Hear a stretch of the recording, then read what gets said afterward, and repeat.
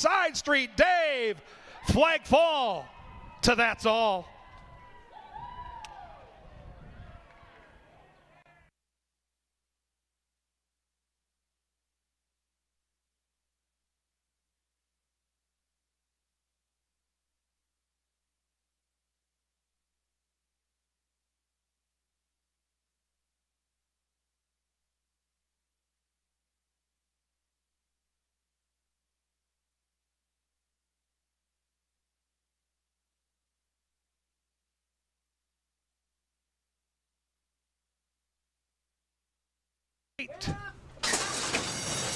And they're off. All six came off nicely from in between horses. It's Central Park who pokes the head in front. Our Mercedes boy's going to chase that one inside, and then we come to Tiger Dad. He's getting a nice setup there, stalking those front two markers. Unleash the Beast. The Canterbury specialist has got 5 to make up. He's shadowed by Tony's Tappet. And well back early is Northcutt and Kelsey Haar. They've got 12 lengths to make up as they speed up the barn side with Our Mercedes boy and Central Park ding-donging on the front end. Tiger Dad is looming a major threat to the outside of those two. And Tony's Tappet is going for a run. Unleash the Beast has got 8 to make up. And Northcutt's trying to unwind but has a lot of work to do. Central Park has been dueling on that lead and trying to hold that head in front from Tiger Dad. Tony's Tappet's under the whip and trying to respond for Carlo Lopez. From the back of the pack, Unleash the Beast is unleashing a late run. Top of the Canterbury stretch they come. And Central Park cuts and leads by 2. Tiger Dad chasing that one. Tony's Tappet still there to the outside. In the final furlong, Luis Valenzuela gets busy and Central Park responds in kind. Central Park going, and gone. A B-Pop special. Central Park in 108 and 1. Impressive.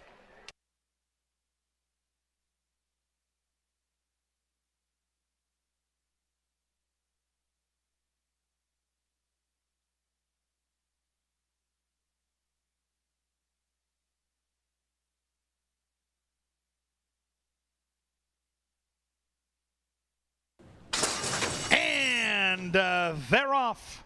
Outside, Holy Vow poked the nose in front early, joined by the Minnesota-bred Ray's Angel, and Ray's Angel intensifies that early pace and opens up a 2-length lead from P Club off the layoff.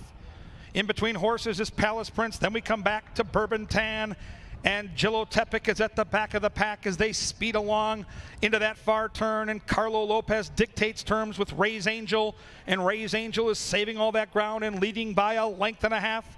P Club off the layoff looks fresh and is out after that one. Then we come back to Palace Prince. Making a move from the back of the pack is Bourbon Tan, and they head to the top of the Canterbury stretch. The Minnesota-bred Ray's Angel laying the gauntlet down and opening it up to 2.5 lengths. P Club is charging up after that one. Nothing really from the back of the pack. We're down to these two, and Ray's Angel keeps it going. Ray's Angel all the way with Carlo Lopez. Photo for second.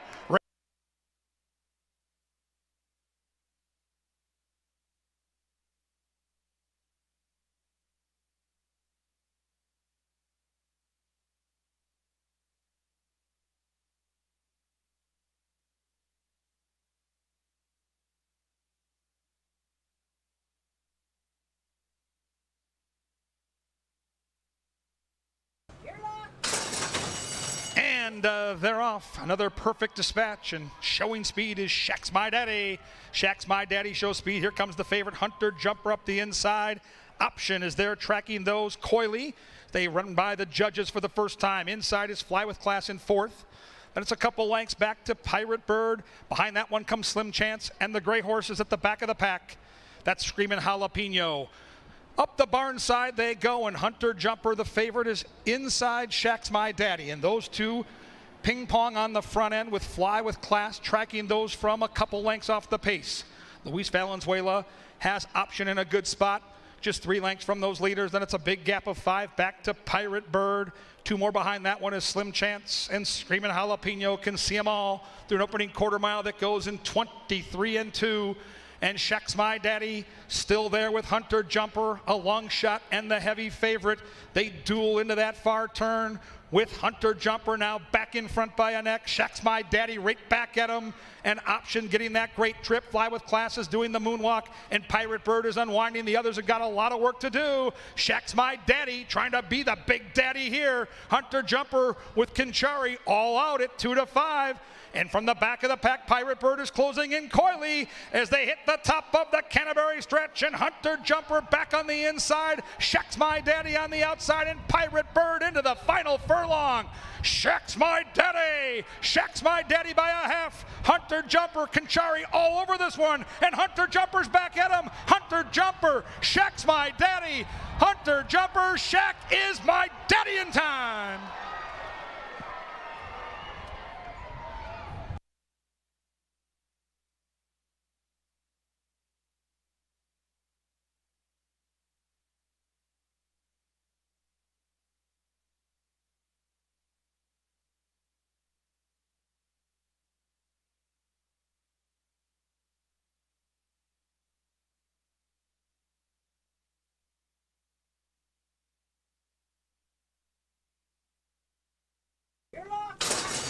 And they're off. Field left evenly from the gate. From the outside, it's Rattle Me that's first to show speed. Rattle Me committed to get that lead and will get the lead from Fortunata. The two grays embattled there for third. Bones and Roses and Warm Music. And up the inside comes Cerulean. The Churchill Steamer's got some speed. 4 lengths back is Winter Music. At the back of the pack is Princess of Malibu with the jockey sitting on 999 wins. Luis Valenzuela and Rattle Me saving ground and leaving it by a neck. Fortunata's right there to press the pace. And then we come back about 2 lengths to the outside is Warm Music. In between horses is Bones and Roses, and Cerulean is right there. In behind horses comes Winter Music, and Princess of Malibu makes it a compact field, just 6.5 lengths from front to back, and Fortunata rustles the lead away from the long shot Rattle Me, who's coming back for more on the inside. A couple lengths back to Warm Music. Dropping back is Bones and Roses. Cerulean is right there, poised to pounce, and on the inside, Winter Music's got some run, but needs a way through. They went 48 flat to the half mile, and Fortunata still leads, but Warm Music now is coming after that one. Fortunata from Warm Music, Cerulean right there in with a chance. The People's Choice is charging now as they come down that Canterbury stretch, and Fortunata leads from Warm Music. Warm Music on the outside, Fortunata on the inside. Cerulean's wasting a perfect trip. Warm Music pounding away, getting the lead away, and wow, it's Warm Music and Carlo Lopez to hit the wire. 2 to the good.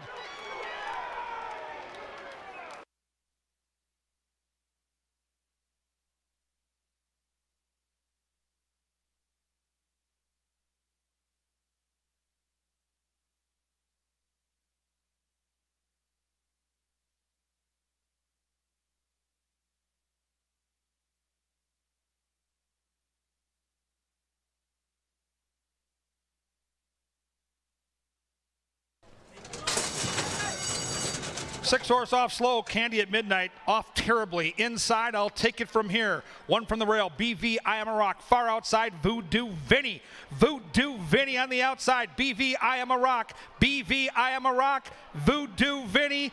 They hit the wire, too close to call, photo.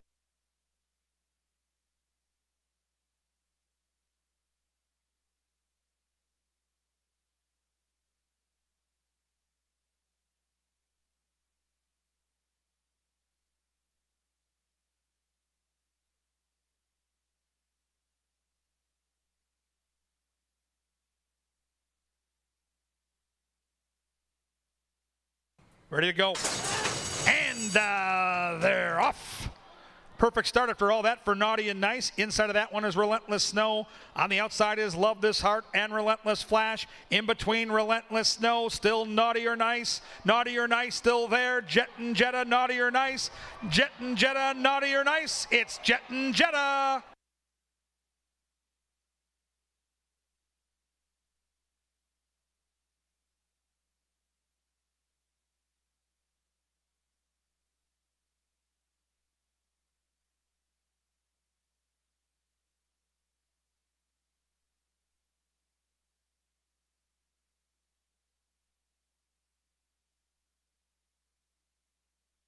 In the gate. And they're off. The favorite, Beep, Beep, Rev, Rev, busted right out of the gate. Outside comes My Candy Relentless. Inside, a lot of ooh la la. Into that final 50 yards they roll. Beep, Beep, Rev, Rev, undefeated, and stays that way tonight.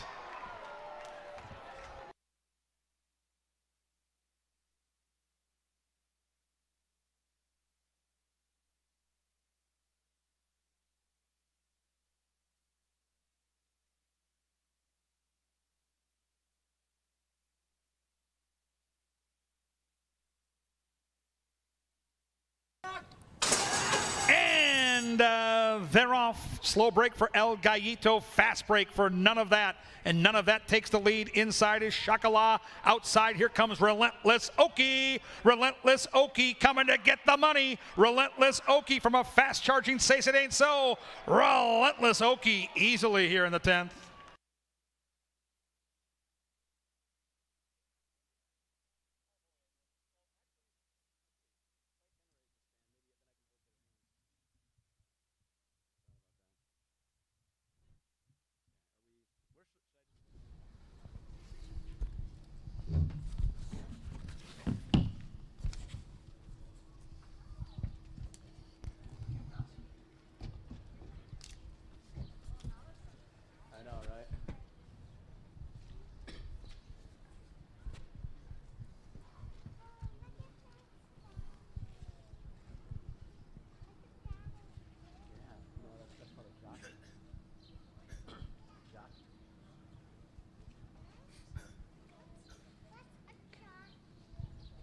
Horse rider. Someone who races and rides horses.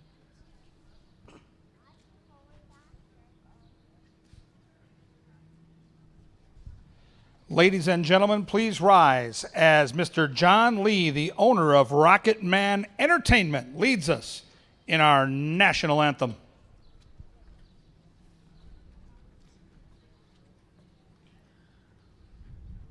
Oh, say, can you see by the dawn's early light what so proudly we hailed at the twilight's last gleaming, whose broad stripes and bright stars through the perilous fight o'er the ramparts we watched were so gallantly streaming, and the rocket's red glare, the bombs bursting in air, gave proof through the night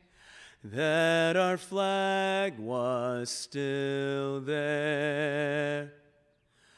Oh, say, does that star-spangled banner yet wave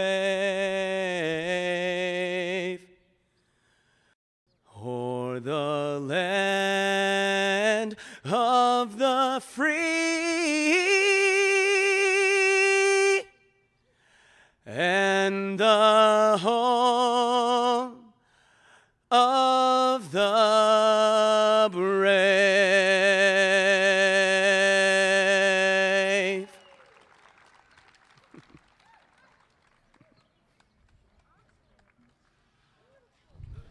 Welcome to racing from Canterbury Park here in beautiful Shakopee, Minnesota, where the main track is good and the turf course also listed as good. If you'll get your programs handy, we'll go over the changes on this evening's card. The early double is clean, races 1 and 2 with no changes. The first set of changes will happen in race number 3. In the third race, scratch number 3, Northern Playboy, and number 5, Most Satisfactory. Scratch 3 and 5 in the third with those scratches. No show, no trifecta, no superfecta. 3 and 5 out of the third. Moving on to the fourth, make the jockey on number 2, That's Not Funny, Luis Fuentes. Luis Fuentes picks up the mount on the 2 in the 4th. 5th is clean. Race 5, no changes. A bevy of changes in the 6th race. We'll start with the easy one. That's the rider change. Number 10, War Chest, now ridden by Luis Fuentes. Scratch the 4, Knievel, the 7, Light Cruiser, the 12, Kids Inheritance, the 13, Bigfoot City, and the 14, Quantum Leap. And again, Luis Fuentes on the 10, scratch 4, 7, 12, 13, 14. Moving on to the 7th race, scratch number 5, Cousin Vinnie's a Canuck. Scratch the 5 in the 7th, put Luis Fuentes on number 1, Candy Wampus. Jump ahead to race 8, start of the late double, scratch number 4, Big Andy, and number 7, All Native. 4 and 7 scratched, put Miguel Arroyo on number 3, Baby Be Merry. Arroyo on the 3, scratch 4 and 7, and now finally the lucky last. Race number 9, scratch number 4, Someone Said So. No superfecta now with that scratch of number 4, Someone Said So. And make the rider Luis Fuentes on number 3, Star of the North. Up next today at the races, track analyst myself, Kevin Gorg, and our track announcer, Paul Allen. Come out to the paddock and join us. Hey.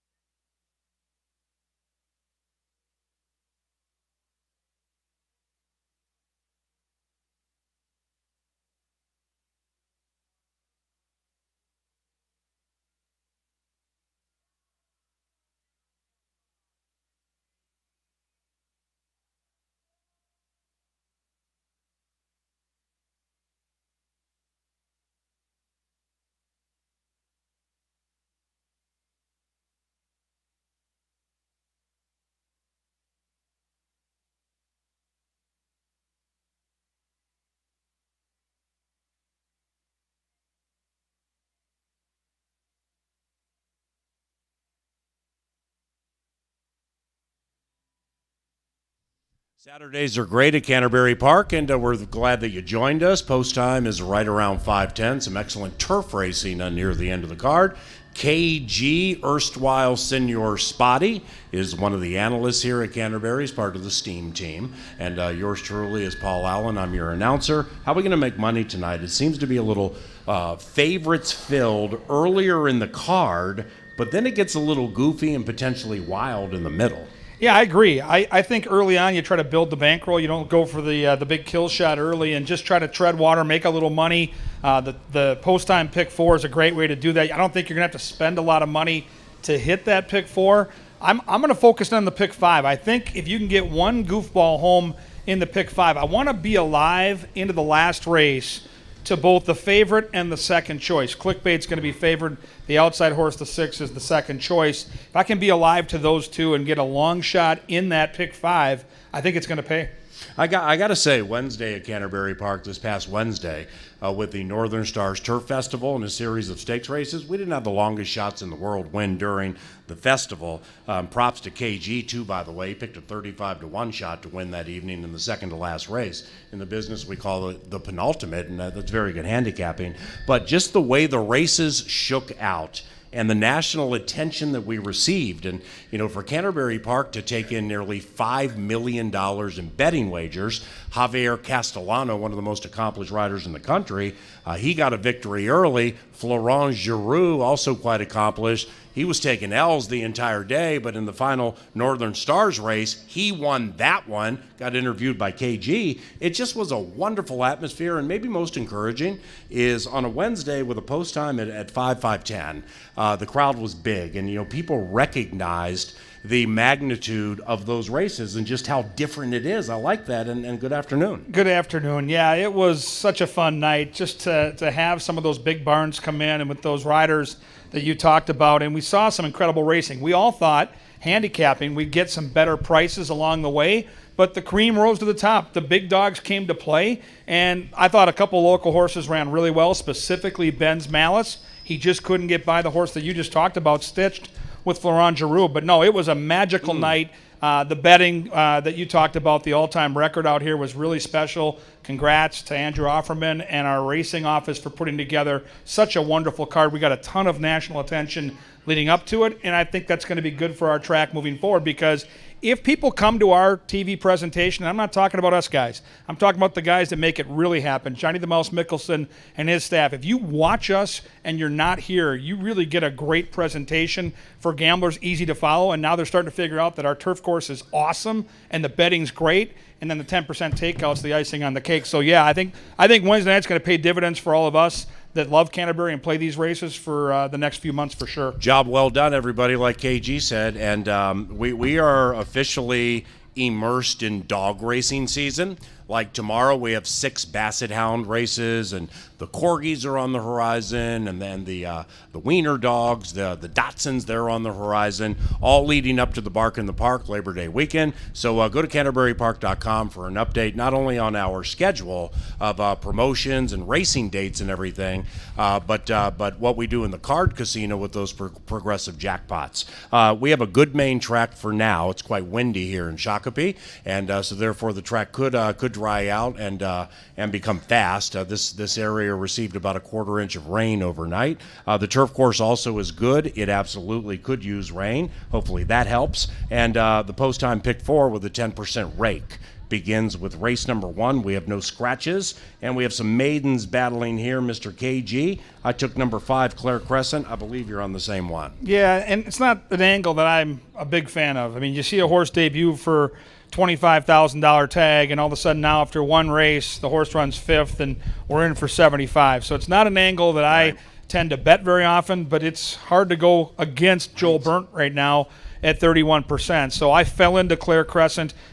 To be honest, I'm not going to make a win bet on this horse at low odds. I am absolutely going to use this horse on my post-time pick 4 ticket. The 6 intrigues me a little bit with Kelsey Howard. I know Johnny the Mouse Mickelson is down here right now after going to the cash machine, so that tells me he's betting, and lately he's been hitting and sticking, so keep an eye on that 6. We didn't have a rider? I thought Shannon Yuski jumped. Oh, my fault. I'm sorry. No, that's Kelsey Howard. I was looking at the wrong past Come on, man. Sorry. So I go 5, 6, and 4, and I don't think you have to go real deep here in the pick 4 to be alive after race 1. You've said this a million times. I've heard it even, 10, 15 years ago in the paddock, that the class drops within the maiden ranks are generally where shorter price horses win. So if somebody, the point here is De Ghost, unseen since September last year, big class drop.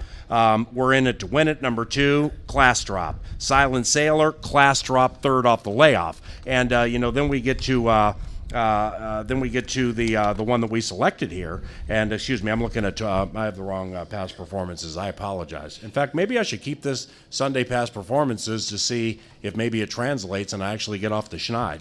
Bottom line here is when you have a class drop in the maiden ranks, it's quite potent. Do you find that to be the case here? Yeah, Dark Star used to talk about this in the press box. Rest his soul. The biggest drop in racing is maiden special down to maiden claiming, and I still believe in all areas that if you drop in the maiden ranks, good things tend to happen, and that's where favorites tend to win. So, yeah, I do pay attention to that. Number one, class drop. That was the point. Timber Lady, good luck, 0 for 23. 5, 6, 4 for me in here.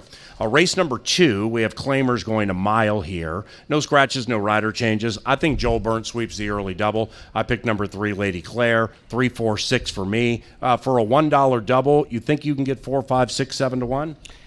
Yeah, maybe $5, maybe 5. I don't know. I mean, I look at this. Yeah, Irad wins the Ohio Derby at low odds. We're happy for him. That's great. Favorites run 1-2. Yeah. I Stuck bet Irad again. every race in the world, and I don't hear, and I take an out. That's why I'm using Sunday pass performances. How we're going right now in the press box. Racing. It's a little chilly up there. But back to the second race. Lady Claire, another horse on a significant drop. It's the Ship and Dip. Last time out, open company, $42,000 allowance race, and now all of a sudden they show up here, and it's $7,500. You can buy this nice little 3-year-old filly. I don't love it. I don't love it. I have to, as a handicapper, I have to pick the horse. I have to use the horse. But as win bets go, no, I don't have to bet the horse. I'm going to try to get that horse through in the pick 4 and move on. It's the Ship and Dip. It's a Minnesota bred that's got another, 3 more months to run. And, they're giving the horse away for $7,500. So, yeah, there's some red flags there, PA. But if the horse is anything close to what she was recently, Lady Claire's going to crush. So I go 3, 6, and 1, but not a lot of enthusiasm around the selection these first 2 races with these class drops. Right, and when it comes to betting trifectas, superfectas, pick 3s, 4s, or 5s, and the anticipation that short-priced horses, heavy favorites like Lady Claire in race 2, will win, and we both think that she's going to win, that's the time to play the pick 4, where you either single those heavily favored horses you believe will win, but then guess what? Everybody else is doing that too. So if you throw one other in and you happen to be right, and like an even money shot is busted out, you just knocked out 85% of the tickets. So those are the good ways to play the pick 4s, so you don't have to become reliant on short-priced horses, even money or below, to make win bets. I do believe Lady Claire will be super tough in race 2, 3, 4, 6 for me.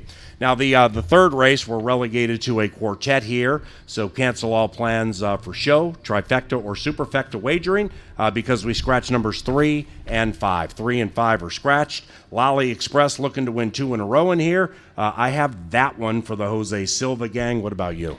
Yeah, I'm with you. The horse kind of falls into a good spot now with just a 4-horse field. This horse can kind of work out the trip. I was going to try really hard a couple nights ago when I was handicapping this card to make a case for the 2. He could go all the way, who ran against Shinny last time on the turf. And if you go 2 races back off the layoff, ran a pretty sneaky good 4th behind Lolly Express, who came out of that race to win. But 8 to 1 now is a pipe dream, and I fall into the favorite. I go 6, 2, and 4, but I am going to single the 6 in my pick 4. We'll get that ticket going once the horses get on the track here for the lid lifter. I think Lolly Express is in a really, really good spot, and the barn is 30% off a win. Yeah, and with us being down to 4 here, no Northern Playboy, no most Sandus Factory, Lolly Express is not exactly a speed merchant. I mean, this isn't one to bust out there and give you a 23 and 2 and a 46 and change and be super controlled on the early lead. What I'm getting at here is, can you find the defined early speed in this race? Because in a 4-horse race, it's got to be the one. Right. So therefore, that's what we're talking about. Lolly Express feels like 7 to 5, and we believe the gelding will win. But if you put like number 1, Mr. Who, in there with Baby Q looking for win number 1,000, and even if you get 3 to 1 and you bust out a favorite in a 4-horse race, that's how those pick 4 tickets end up paying nicely. So the early speed angle in here, I went 6-1-2 because I think Lolly Express will run down Mr. Who, but that's the third leg of that post-time pick 4. It's It's only 50 cents, 10% takeout. The money the track gets is lowest in the country. That's why we push it the way we do, because the fan gets markedly more money playing these pick fours at Canterbury than any other track. Now we go to race number 4, turf course currently listed as good. Number 2, That's Not Funny, is ridden by Luis Fuentes. He picks up number 2. We stretch out to 7 horses here. We have a first-time starter in El Diablo Guapo, and with this one, the firster gets Lindy Wade. So that's eye-opening to me, because Lindy's one of our leading riders. But end of the equation, I took number 2, That's Not Funny. Who'd you take, AG?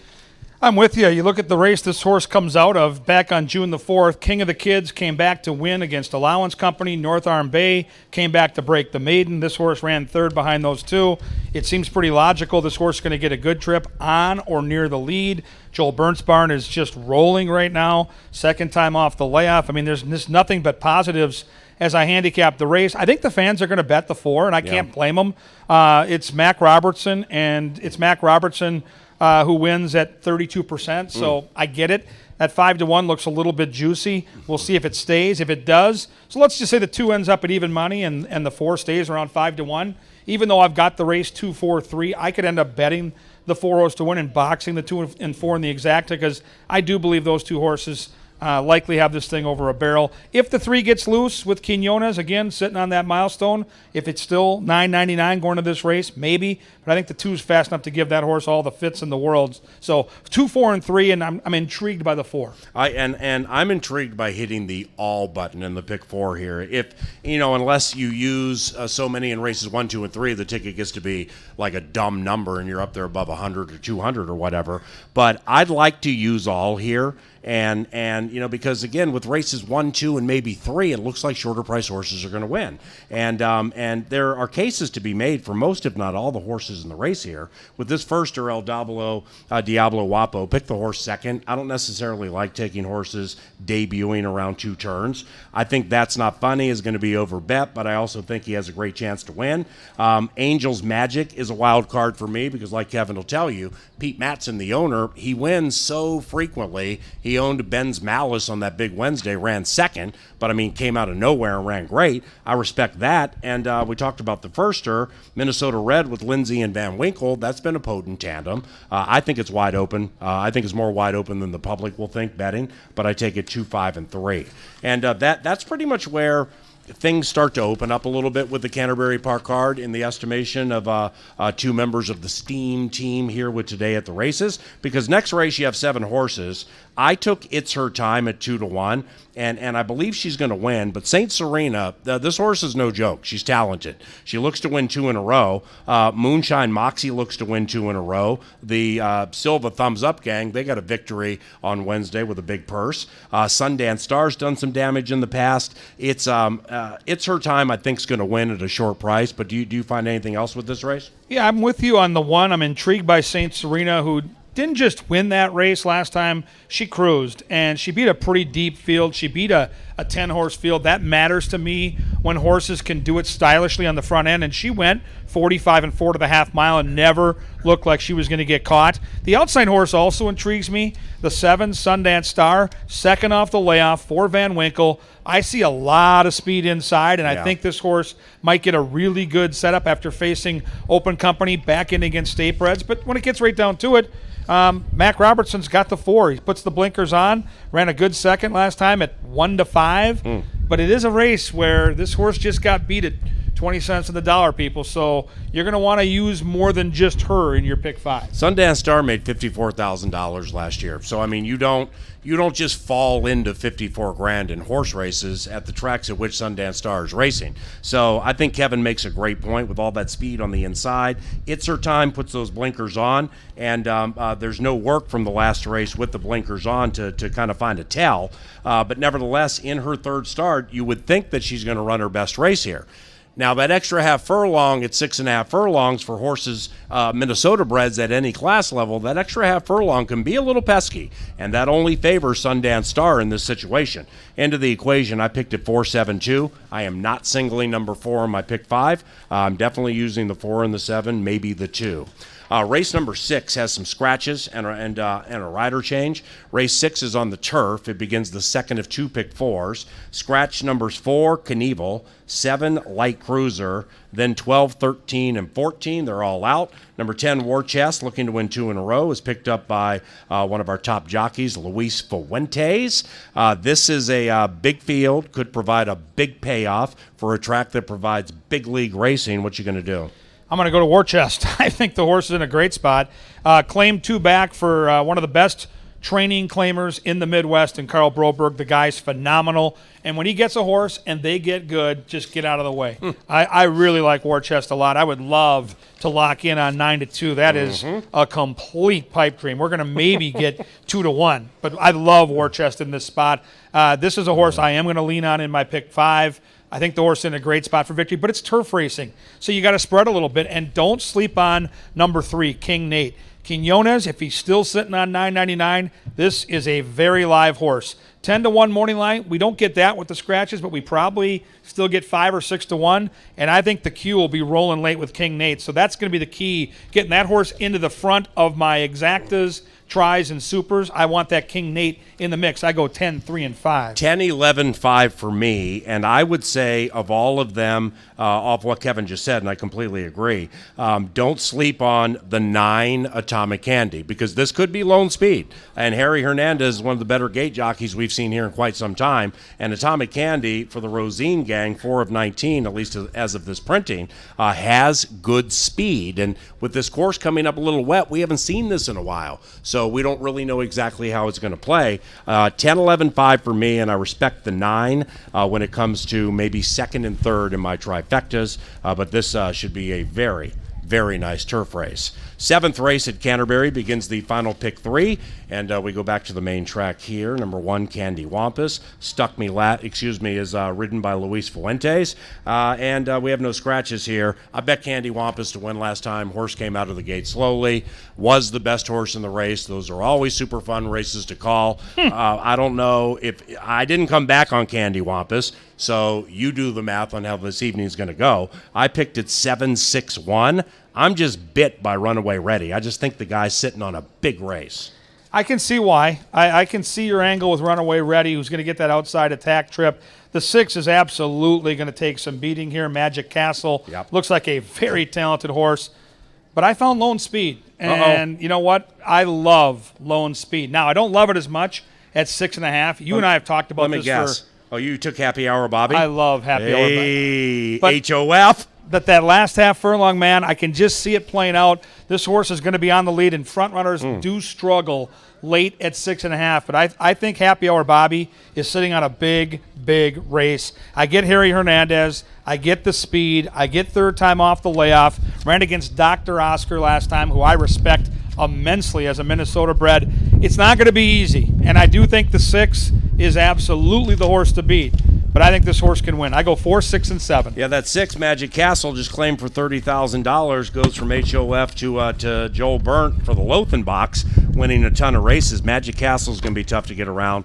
For me, with Runaway Ready, shouldn't have beaten Candy Wampus last time, in fairness, but this is third off the layoff for a horse who already has made $28,000 in 3 starts this year, made 18 and 4 last year, and with this Robertson and Chirinos combination clicking at 30%, I just think Mac has this horse fully set and ready to go. The maiden victory wasn't against the greatest stock ever to be presented, but it still was a win in the first race here from the fairgrounds. So I think 6.5 furlongs off that race last time where the horse went 116 and 3. That's good enough for me. Magic Castle just went 6.5 furlongs and basically went 117 and 1, but it was against a different type of field. This is a terrific race. It's not giant on numbers. We got 9 of them in here. But this one could provide a price where a lot of people don't see it coming. 7-6-1 for me. What was your top three again, Spot? I went 4, 6, and 7. Eighth race, we sprint on the turf course. Miguel Arroyo picks up number 3, Baby Be Mary. Number 3, Baby Be Mary is Miguel Arroyo. That's my selection. I think I have Lone Speed. Tequila Mary's a 9-year-old on the inside. That's interesting. Big Andy's looking to win 2 in a row. What you got, Spot? Big Andy scratched. I'm not quite sure why. Big That Andy was my top pick. I don't know why Big Andy's not running, but he's out. I went to the 5, Aiken to Be. And that's the ship and dip for Broberg, in from Lone Star. Ran a sneaky good race. I went back and watched that race last time. Made him move into some very fast splits, 44 and 3 to the half mile. Second off the layoff. I think in a good spot for victory. 5-1 morning line. Okay, I'll take that. 3-horse Baby Be Mary in second. I like the horse. That effort last time out was legitimate. Ran an awesome race in 55 and 3. And there's no reason that horse can't come back and do the same thing. And then the 2-horse Sky Cat as a closer to sneak into the trifecta 5, 3, and 2. Yeah, I don't have Lone Speed in here because Uncle Milty's horse, Hot Habanero, is unbelievably fast to the opening quarter, the daughter of Hot Body. But I think Baby Be Mary is going to be in a really good spot. Now, Baby Be Mary beat Sky Cat last time. I went back and watched Sky Cat's last 2 races, and they were on the turf. First 2 starts on the turf. It's apparent to me the daughter of Sky Kingdom prefers the turf markedly more than the main track. And this mare ran a really good race last time. I just, 2 bad starts. I'm just not sure if she's going to be that one that people like me keep chasing, and then she just keeps coming up short. And at 5/8, I don't mind coming off the pace, but nevertheless, I just think I could trust Baby Be Mary here, looking to win 3 in a row. Owned by HOF. Trained by HOF. This horse made 30 grand last year and is going to make more this year. I mean, this is the meal ticket right here, and Burnell knows where the table is. For me, it is 3, 2, and 5. 9th race, the luckiest of all lucky lasts. In the 9th race, we got Fuentes on number 3. Scratch number 4, Someone Said So. We got no superfecta wagering. What a compelling race. Maybe one of the more compelling 5-horse fields we've seen in the history of this track, because clickbait is no joke. This Minnesotan's one of the best Minnesotans on the grounds. Looking to win 3 in a row. Miss Cecily in to ride for Mac. And Lady Goldstar's looking to win 3 in a row. She's My Warriors looking to win 2 in a row. Star of the North made a fair amount of cash. Harking is from the Woolley gang. What a nice race. Great race. And if you're going to make money in the pick 5, you're going to probably have to beat clickbait. You can use clickbait. Hey. She is so nice off that 88 buyer. I'm going to try Lady Goldstar. And when a good trainer sees a horse go out there and win back-to-back on the turf, and now we show up on the dirt, and this is not a horse we're just going to waste starts with. This is a money-making 4-year-old filly. Tony Rengsdorf puts her on the main track. I'm going to pay attention, so I go 6-1-2. 1-6-2 for me. For Kevin, I'm Paul. For everybody in television, thanks for coming out. Sir Leonard Dykert with that call to the post to bring him onto the track for race number 1. Thank you. Thank you.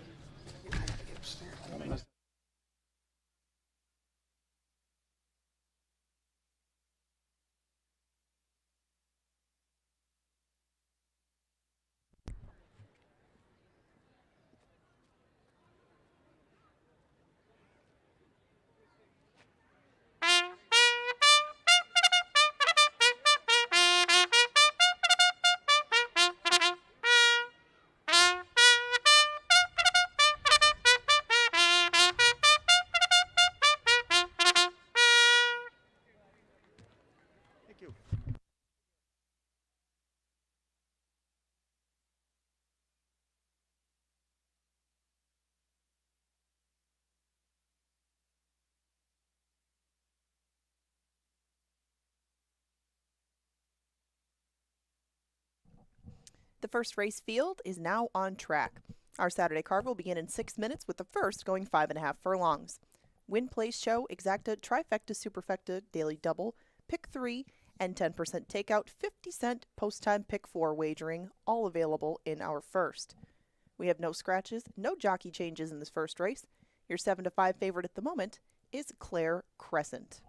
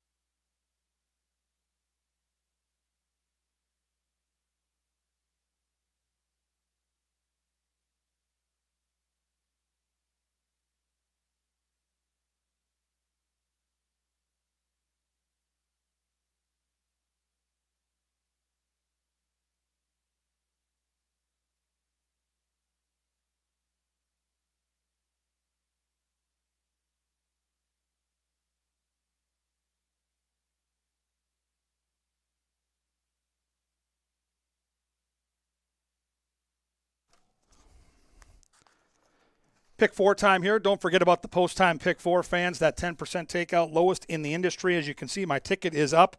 It is a very affordable ticket at $15. In the first race, yeah, the favorite's going to be tough, but I want to have some coverage just in case. I'm going to use the 4, the 5, and the 6, so we've got a little depth to the ticket on the front end. Race 2, I like the 3, Lady Claire, but the class drop is giving me a little cause for pause. I'll back it up with Shirley a Legend, who's going to be 5 or 6 to 1 in case that favorite is faulty. Single time in race 3, I'm going to try Lolly Express. I mean, the barn's 30% off a win. The horse is sharp right now. With only 4 horses, I figured that would be a good place to get a little skinny on the ticket. Close it out with a boatload of horses. I want to stay alive, maybe get one upset early. 5 horses I'm going to use in the final leg of this 10% takeout pick 4. I'm going to use 2, 3, 4, 5, and 7. 2 is my top pick in lukewarm fashion, but as Paul Allen and I talked about just a few minutes ago in our Today at the Races program, there are some interesting long shots, including the 5 horse, who's that first-time starter for a very good trainer in Kerry Raven. So 2, 3, 4, 5, and 7 in the last. $15 ticket, 4, 5, and 6 here in the first, 3 and 6 in the second, single the 6 in the third, and use 5 different horses in the last leg. 2, 3, 4, 5, and 7. A $15 ticket. It's the post-time pick 4 coming up and coming at you in just 3 minutes.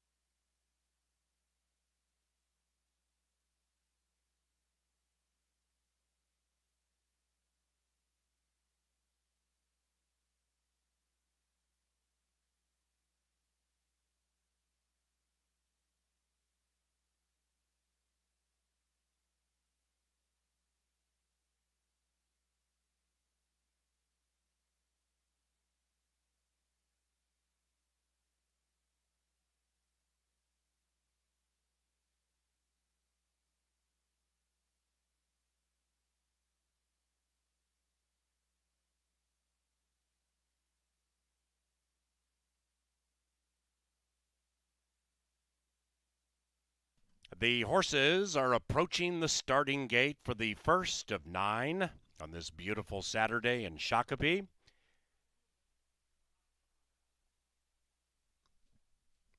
Saturdays at the park are provided by Michelob Golden Light and Cutwater.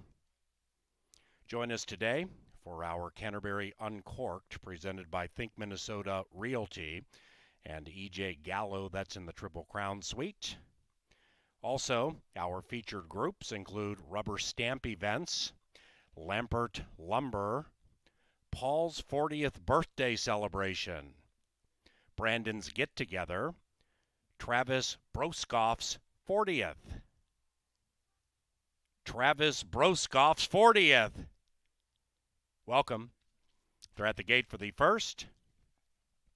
Claire Crescent, even money has gone in.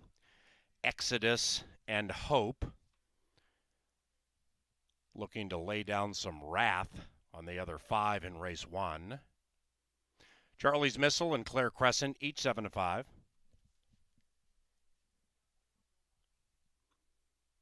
Our leading rider is Harry Hernandez with 24 victories, closely followed by Luis Fuentes with 23.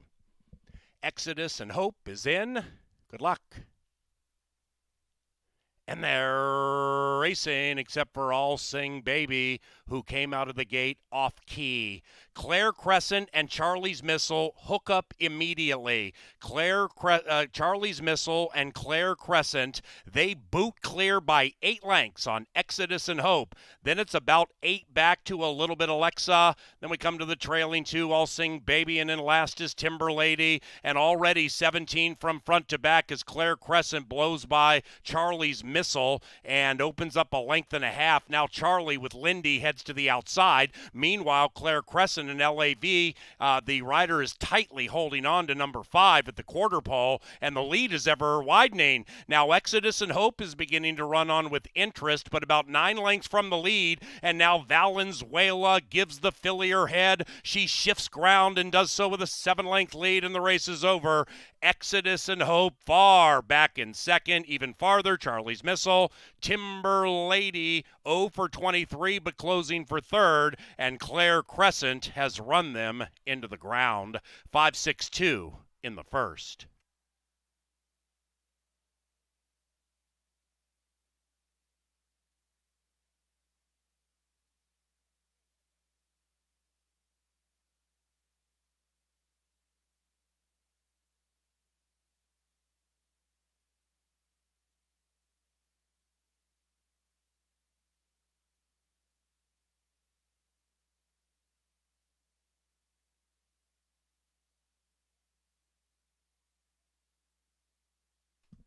It's number 5, Claire Crescent, in 107.56. 5-6-2-1. Unofficially, a night racing is co-sponsored by Atomic Data, Appalatos, Bud Light Seltzer, Cutwater, Dark Horse, La Marca Prosecco, Fairfield Inn and Suite Shakopee, Gallagher, Greystone Construction, Holiday Inn Express and Suite Shakopee, JTR Roofing, Pepsi. Mystic Lake, Think Minnesota Realty, Minnesota Lottery, Loeffler, Star Tribune, Quick Trip, and Continental Diamond.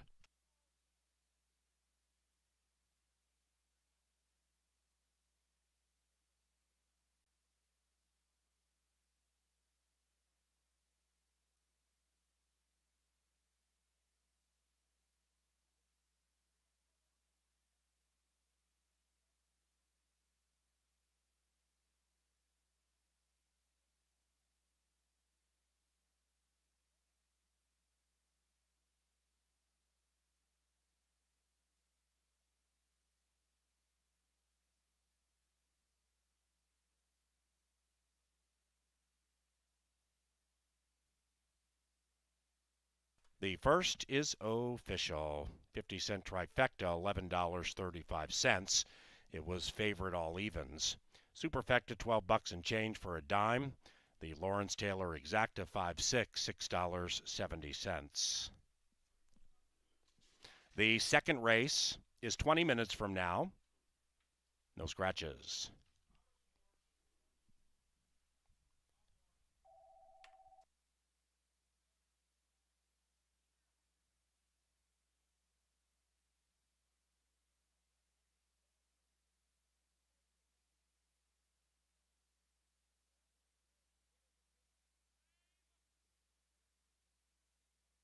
Into the winner's enclosure, the maiden breaking Claire Crescent and LAV Luis Valenzuela.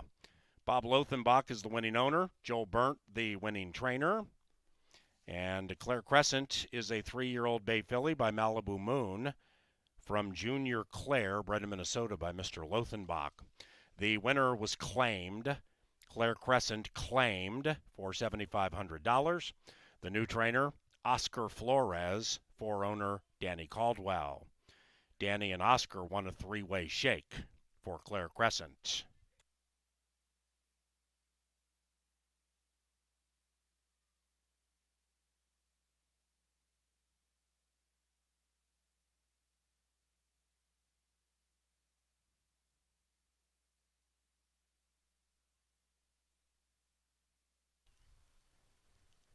And they're racing, except for All Sing Baby, who came out of the gate off key.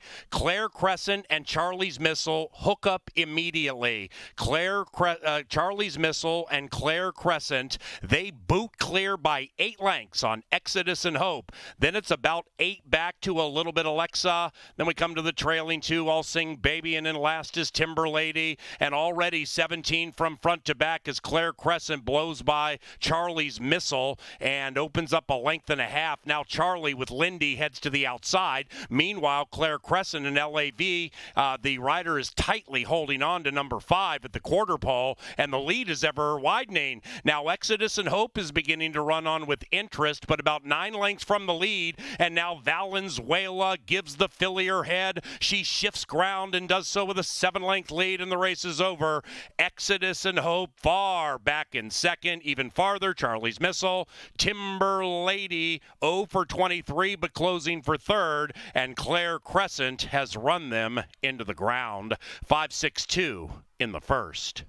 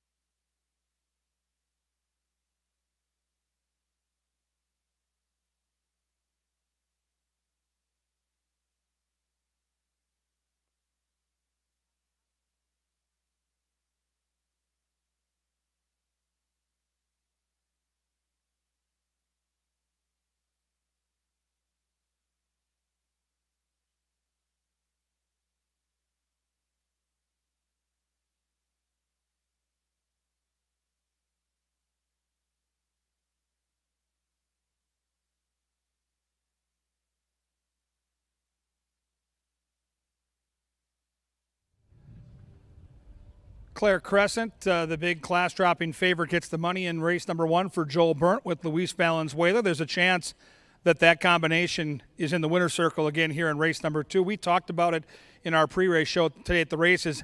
Early in the card, I think there's going to be some favorites. Later in the card, I think there's going to be the potential for some nice upsets. I think that pick five, the late pick 5 specifically with that 10% takeout could be a very interesting wager today. Could pay very nicely if you can find some long shots along the way, though. Race number 2, another class dropper, another horse that's going to be really tough to get around. But let's take a look at the field in its balance. And number 1's another horse that's dropping down significantly. This is Canterbury Gold, and she is a very fast mare out of the gate. She goes turf to dirt.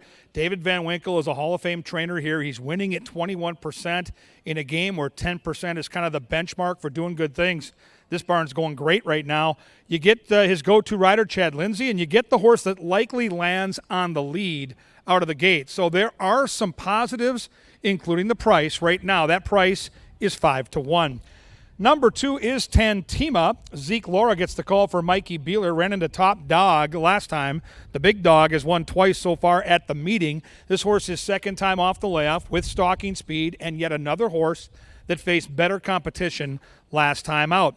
Here's the favorite. Here's number 3, Lady Claire, and she's bouncing around here at 1-2 odds up on the betting board. And I get it. I mean, you have to pick the horse if you're a public handicapper, which I did. Last time out, she was facing $42,000 allowance types in Chicago against Open Company, and now she shows up here against Minnesota Breds for a tag of $7,500. Yeah, I have some questions, but I mean, if she's anything close to what she's been, she towers over this field. She's got the class. She looks good down here in the paddock, and oh, by the way, Joel Burnt, that barn that just won the first race, is clicking at over 30%. So I'm going to put them in the winner's circle. I think this horse is going to be very difficult to get by, but we're not going to get rich betting 1-2. Number 4 is Reese C. Kelsey Haar gets the call for Larry Donlin, third off the layoff. On the stretch out, so this horse has been sprinting, now a longer distance, so likely some early speed. We'll see what Kelsey Haar can do with said early lick, and 10-1. Number 5 is Minkota Joy. The blinkers go on for Tony Rengsdorf. Crystal Conning gets the call. And how about the workout with the blinkers? A bullet workout.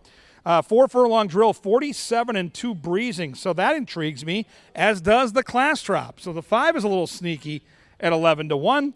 And I think if there's going to be an upset, if somehow, some way the 3 gets beat, for me, the horse that makes the most sense is the 6, Surely a Legend for Larry Donlin Jr. Carlo Lopez gets the call. She didn't beat much last time out. I'll give her that, but she did it stylishly. And horses that finally kind of figure it out and get that first career win can sometimes jump up and run another big race. That would be the storyline if she can win this one, because she's facing, without a doubt, the deepest field that she's ever seen. She does look good down here with that beautiful coat in the paddock. Minnesota Breds, 1 mile, the girls, fillies and mares, claimers at the $7,500 tag. An intriguing race if you can get by the favorite. Is there a long shot that you like? You got to get to the window right now. Soon they'll be on the track. We'll meet the bugler. They'll be at the gate in around 8, and then they're going to get it on.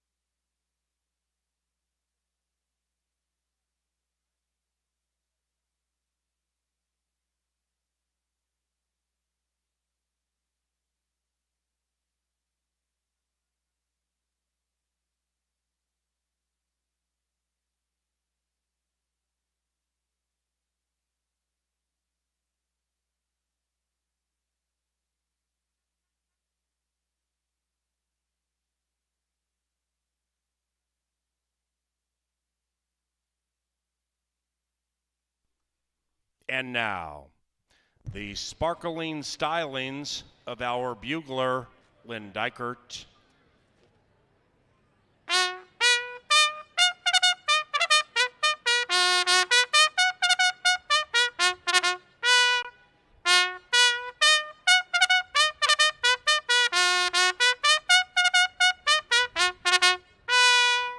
Great job, Lynn.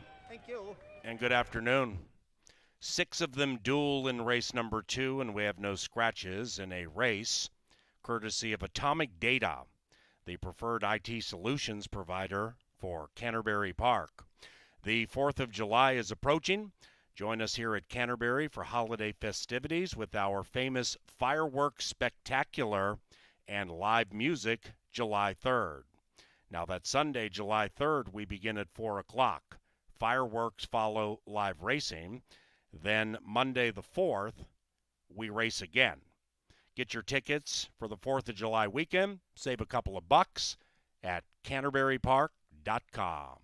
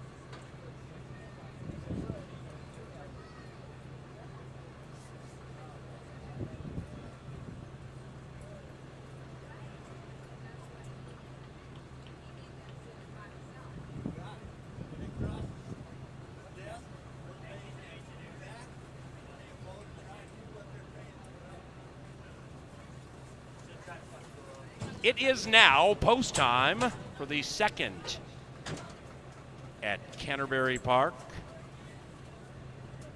Lady Claire, 2-5.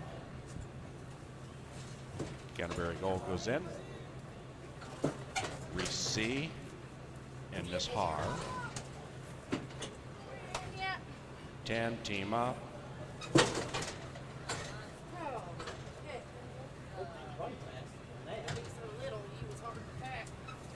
Butzo colors in, right next to the Lothenbach colors. Lindsay and Canterbury Gold in for PVW and DVW from the lens of TVW. That horse would be surely a legend. 6-pack, sultry Saturday, ready to pop. They're racing. Canterbury Gold made an aggressive right turn out of the starting gate. Now Chad gets the mare to straighten out and she's fast. Canterbury Gold in path 3 blazes clear by 2. In second is Minn Kota Joy. That one's to the outside of Lady Claire as everything settles down. Then we come to Surely a Legend, looking to win 2 in a row. About 6 from the speed with 6 to go. 2.5 behind that, Tantima. And Reese C can see them all up the barn side they go, and the Gold is in search of the Gold at Canterbury. It's Canterbury Gold still well off the inside. A Lady Claire comes sneaking through to take second, passing Minn Kota Joy. After that, Surely a Legend, now 5 lengths from Canterbury Gold, and Lady Claire continues to cut into the margin. After that, Tantima shoved on by Laura, 8 out of it, and 7 clear from Reese C. About 15 covers them into the far turn, and a Lady Claire, the People's Choice, is taking off.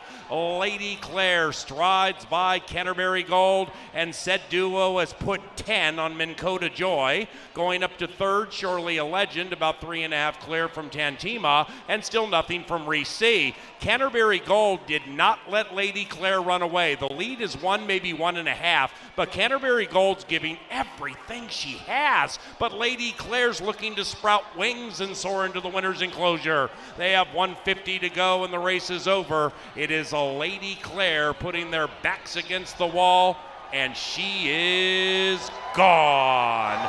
Double sweep for LAV, the trainer and the owner. Lady Claire, 9.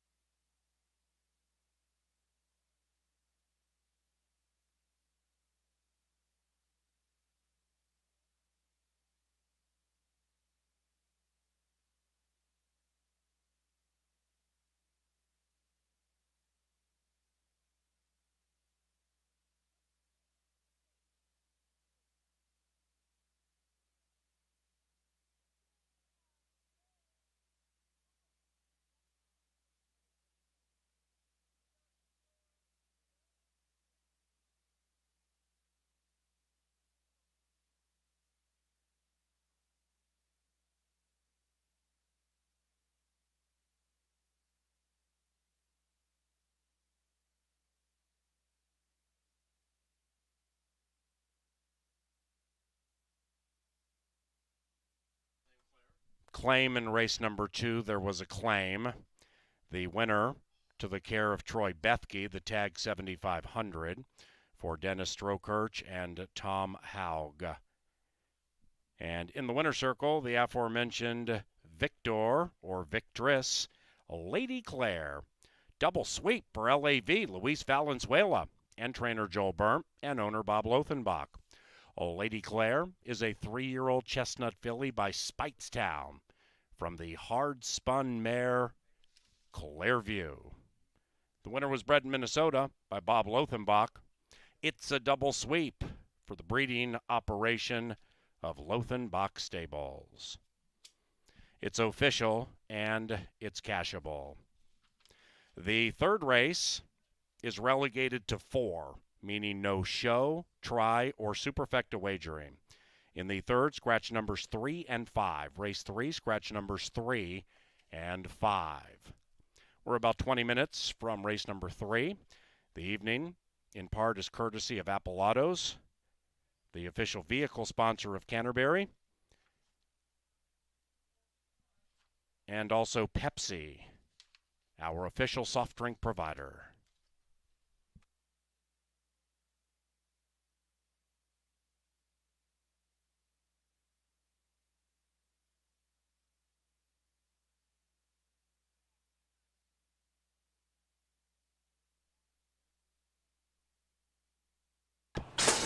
And they're racing.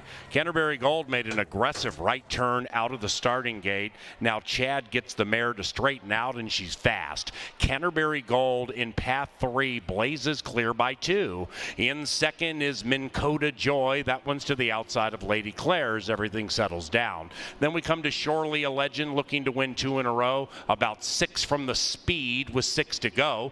2.5 behind that, Tantima and Reese C can see them all up the barn side they go, and the Gold is in search of the gold at Canterbury. It's Canterbury Gold still well off the inside. A Lady Claire comes sneaking through to take second, passing Minn Kota Joy. After that, Surely a Legend, now 5 lengths from Canterbury Gold, and Lady Claire continues to cut into the margin. After that, Tantima shoved on by Laura, 8 out of it, and 7 clear from Reese C. About 15 covers them into the far turn, and a Lady Claire, the People's Choice, is taking off. Lady Claire strides by Canterbury Gold, and said duo has put 10 on Minn Kota Joy. Going up to third, Surely a Legend, about 3.5 clear from Tantima, and still nothing from Reese C. Canterbury Gold did not let Lady Claire run away. The lead is 1, maybe 1.5, but Canterbury Gold's giving everything she has. But Lady Claire's looking to sprout wings and soar into the winner's enclosure. They have 150 to go, and the race is over. It is a Lady Claire putting their backs against the wall, and she is gone. Double sweep for LAV, the trainer and the owner, Lady Claire, 9.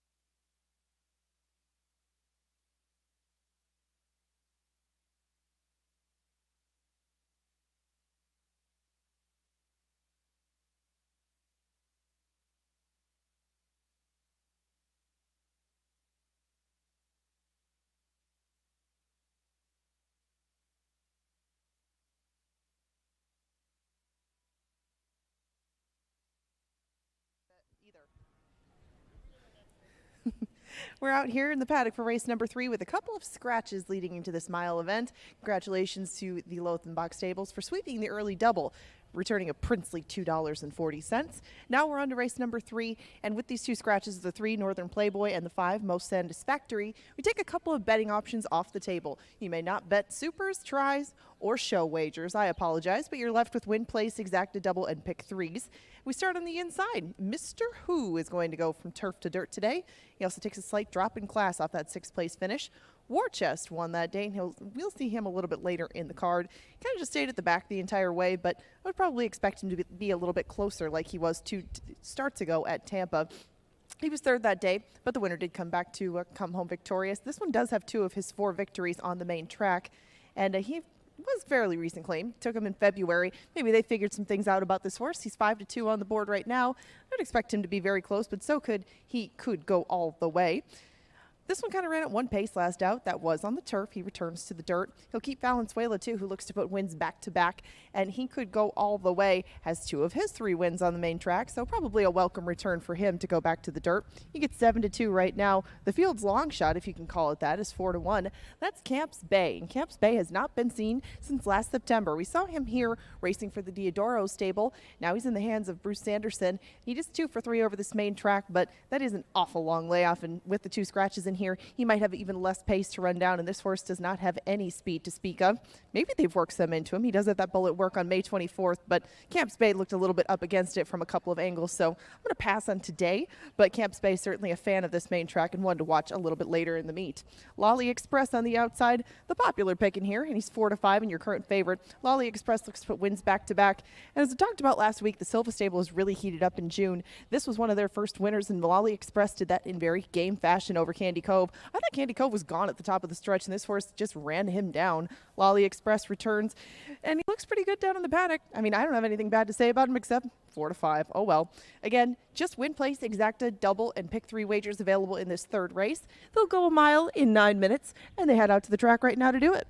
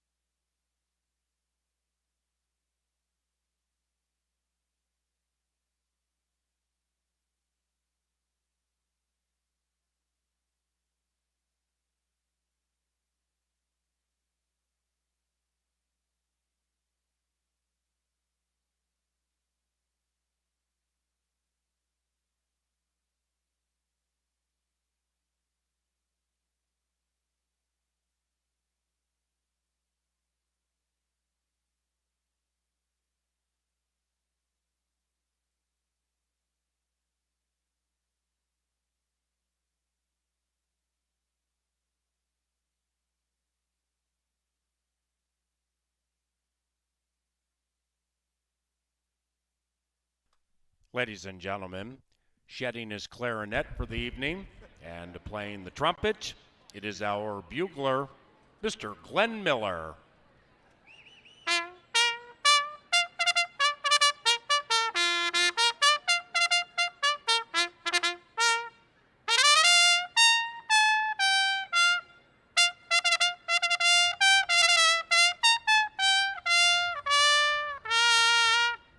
The bugler definitely in the mood tonight.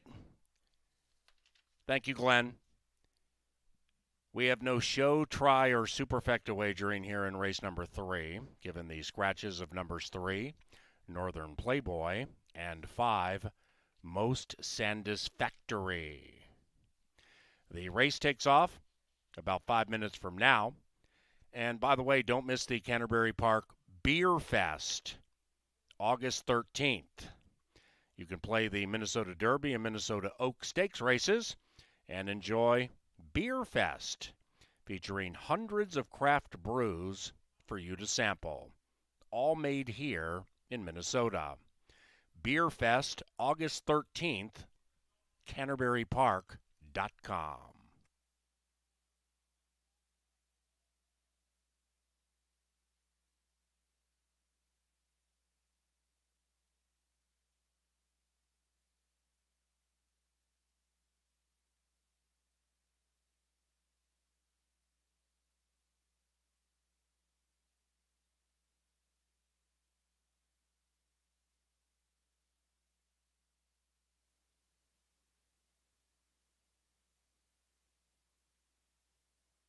Thank you, Paul. Yes, Beer Fest is coming up, and there's a few more events that you're going to want to mark down on your calendar, including Basset Hound races tomorrow. You can come see our floppy-eared friends take to the main track for the Basset Hound races. The thoroughbreds begin at 1 p.m., and of course we'll run heats in between our horse races. Again, that starts at 1. Gates open at 11:30. We have all the Pepsi Family Day activities to go with it, too, like pony rides, face painting, and more. Tomorrow, the Bassets take the track. Canterbury concert series tickets are now on sale. We've got acts like Everclear, Melissa Etheridge, Cloud Cult, and more. Check out the full lineup on our website, www.canterburypark.com, for more information and your tickets. Come and join us for your 4th of July holiday. Remember, we have fireworks going on the 3rd of July with first post at 4 p.m., and then we'll have Family Day activities on the 4th of July, and we'll start at 1 p.m. on Monday. It's the only live racing Monday of the season. It's the 4th of July. You don't want to miss it. Check out more information on all of the happenings for the 4th of July holiday weekend at CanterburyPark.com.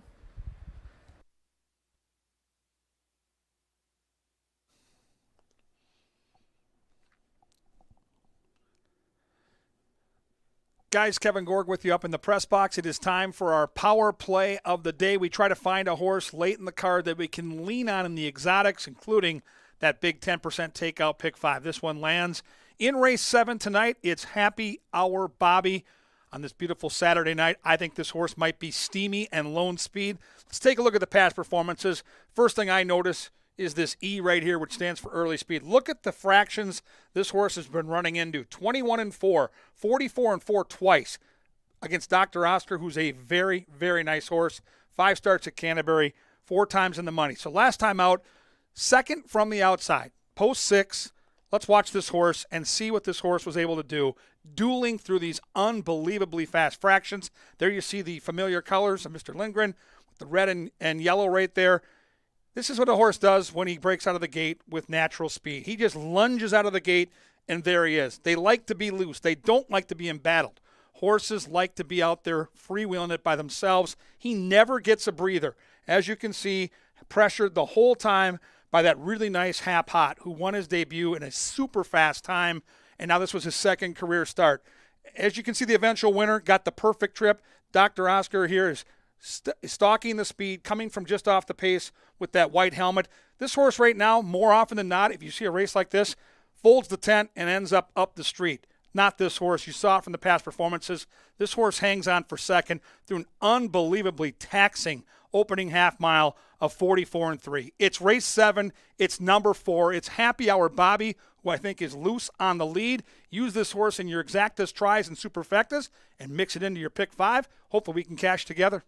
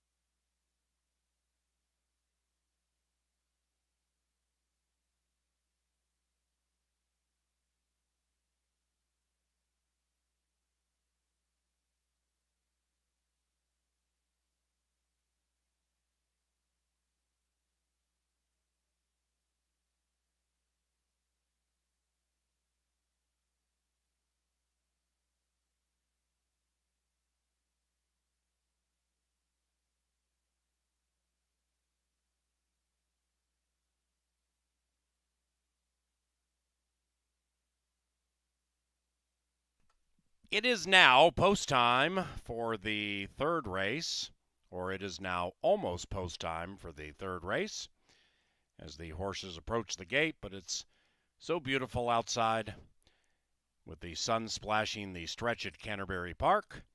They decided to parade them around one more time to bask in the sun. But when they arrive at the starting gate, they blast.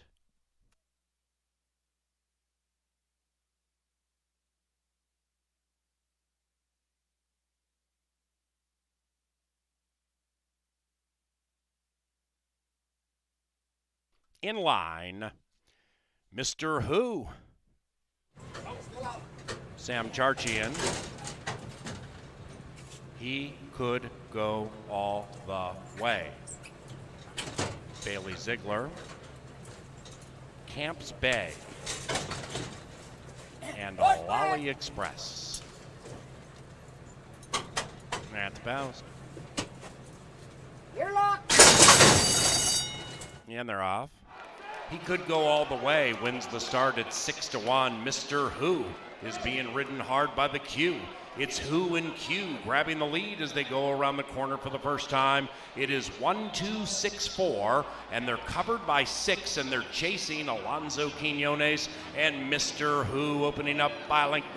In second, he could go all the way, and Lolly Express looks to win 2 in a row on the wide side, but is only 2 lengths from the front, and about 3 clear from Camps Bay and Ezekiel Lara.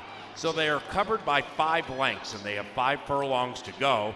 And Mr. Who, at 2-1 with Q, leads it by a half.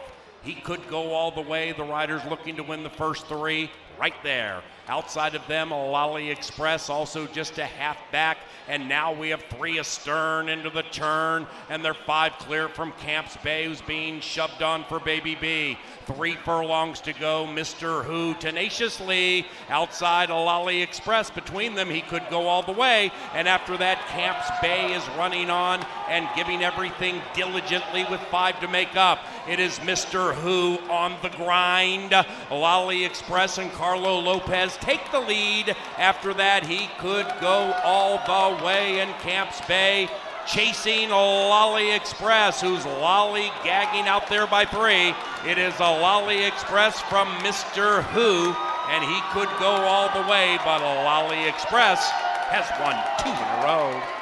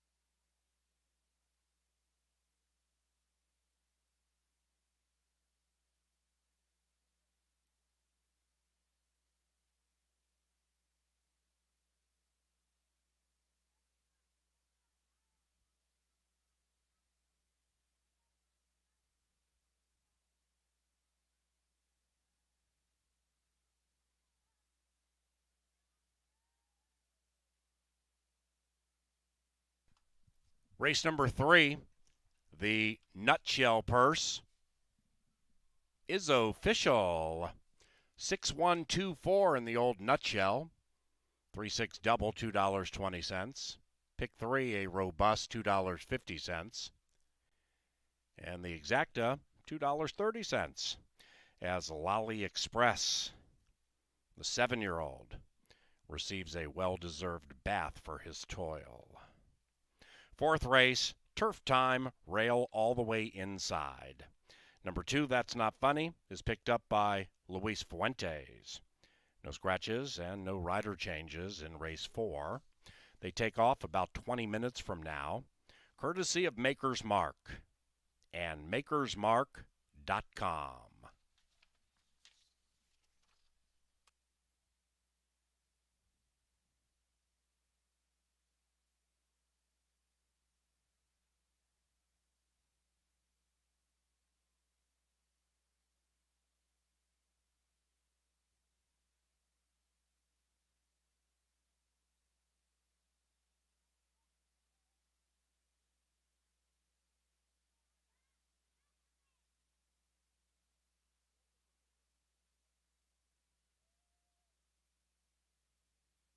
Claim.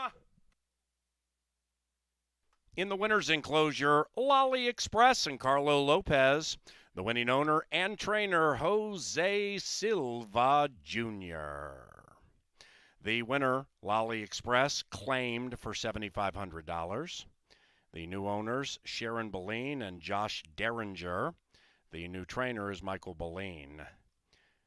Race 3, claim, $7,500. Winner, Boleen, Derringer, Boleen.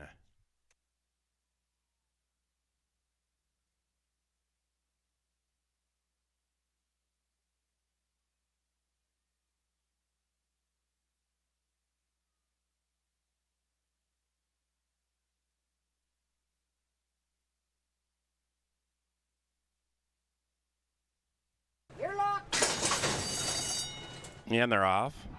He could go all the way, wins the start at 6-1. Mr. Who is being ridden hard by the Q. It's Who and Q grabbing the lead as they go around the corner for the first time. It is 1-2-6-4, and they're covered by 6, and they're chasing Alonso Quinones and Mr. Who opening up by length. In second, he could go all the way, and Lolly Express looks to win 2 in a row on the wide side, but is only 2 lengths from the front, and about 3 clear from Camps Bay and Ezekiel Lara. So they are covered by 5 lengths, and they have 5 furlongs to go. And Mr. Who at 2-1 with Q leads it by a half.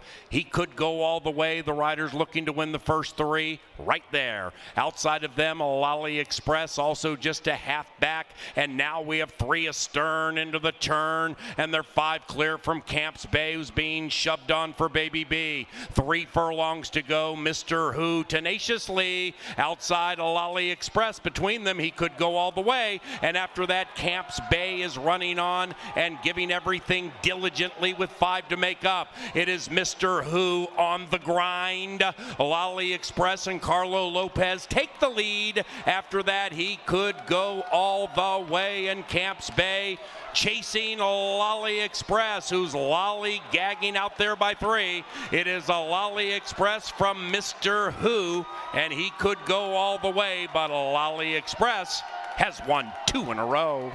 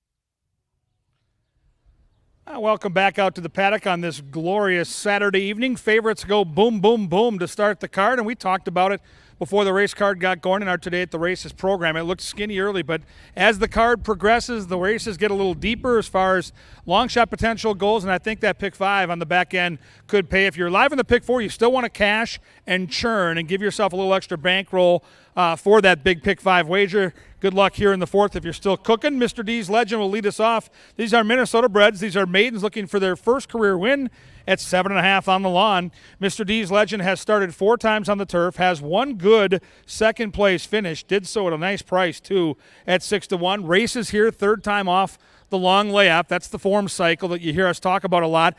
Generally speaking, 3rd time off the layoff is a good thing. When you're handicapping, Mr. D's Legend is 11-1. Can another favorite win? Paper, it sure looks tough to beat. That's not funny. Put Luis Fuentes in the saddle. Joel Burnt had the early double. He's going great right now. The horse is 2nd off the layoff. Went out last time in some very alacritive early fractions and predictably got a little tired late. Should be more fit. Should get a great trip, can save ground. The horse looks spectacular down here, and I'm on the 2, and I don't love the price, but I do think this horse is in a great position for victory. Number 3 is Pete Matson's homebred, Angel's Magic. The jockey Alonso Quinones is sitting on 999 wins. Good stalking speed, exits a live race, and every time Pete Matson's out here, it seems like he ends up in the winner's circle, and by the way, he's out here. So watch out for Angel's Magic. I think he gets a real nice trip here at 3-1. Number 4 is Red Wave. Luis Valenzuela looking for a riding triple. He rides this one for Mac Robertson, and Mac Robertson simply put one of the greatest trainers in the history of this racetrack. He's a Hall of Famer. The horse comes off a layoff. The workouts are good, and I say this all the time, and I'm going to keep saying it. You can, again, leave the 4-horse off your tickets at your own peril. He'll be on my tries and superfectas, especially when I can get Mac Robertson at a juicy 8-1 price. Number 5 is a debuting horse named El Diablo Guapo. Lindy Wade for Kerry Raven. You get good connections. You get good breeding. The question mark will be 2 turns first time out of the gate. That's always a big challenge for horses, but I like the workout pattern. I mentioned the connections are good, and I'll tell you what, the 5-horse looks great. Do note the horse is debuting with those pretty blinkers right there, so maybe you'll see some speed from that 5 at 7-1. Number 6 is Minnesota Red. Chad Lindsay for David Van Winkle. The most seasoned horse in the gate, 12 career starts, has a good foundation, could make some late noise here, and another horse that's making a nice impression in the walking ring. And finally, number 7, maybe the speed of the speed. It's Scary at Canterbury. Harry Hernandez looking to put a little voodoo on this group with the early speed for Miguel Angel Silva. Comes out of a nice sprint. Should be busting out of the gate, maybe gets loose on the front end. That's the recipe for a victory. And guess what? One of our better handicappers, the Oracle, has that 7 right on top. Interesting race. Minnesota breds going 7.5 furlongs on a good turf course. It's race 4. It's a maiden breaking special. Someone gets their first career win. See if you can get a big ticket and cash at the window. Get your bets in now. They'll be at the gate in around 8. Good luck.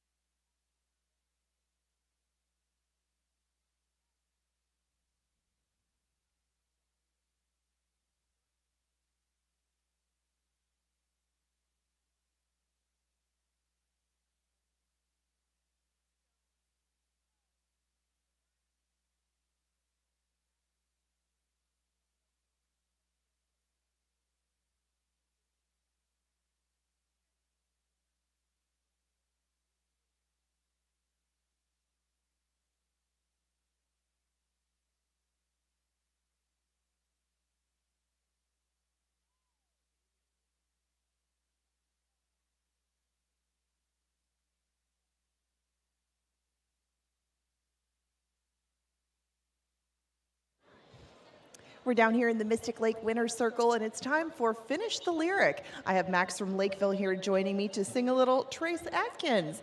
Now, you're not going to have to sing that much, just a few seconds, one lyric. It'll be just fine. You got this. We're going to put part of the song on the board, get you started on the tune. All you have to do is finish the lyric. Are you ready? Yep. All right, turn around here.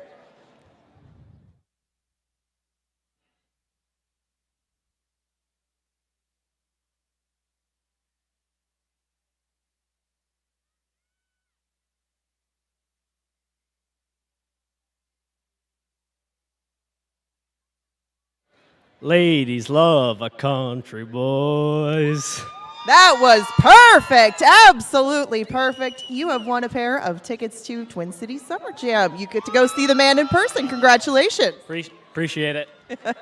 Absolutely perfect. Finish the lyric with style.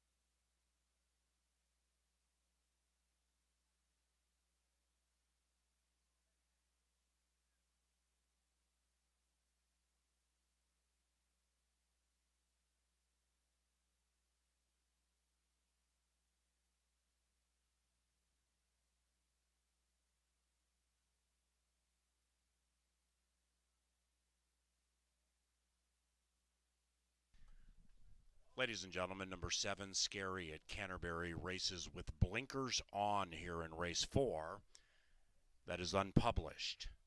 Players, number 7, Scary at Canterbury, races with blinkers on.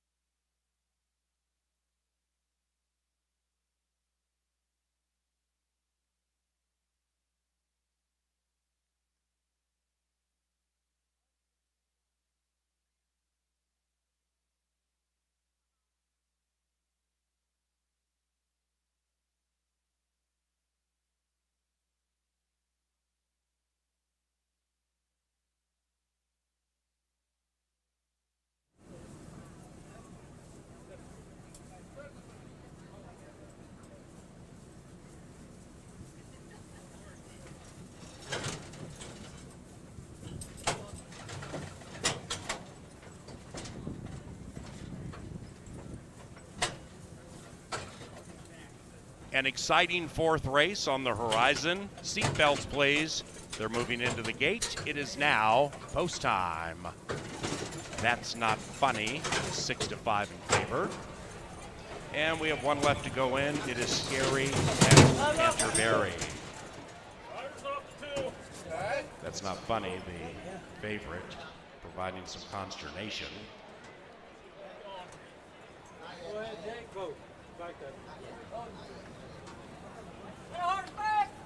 We're on.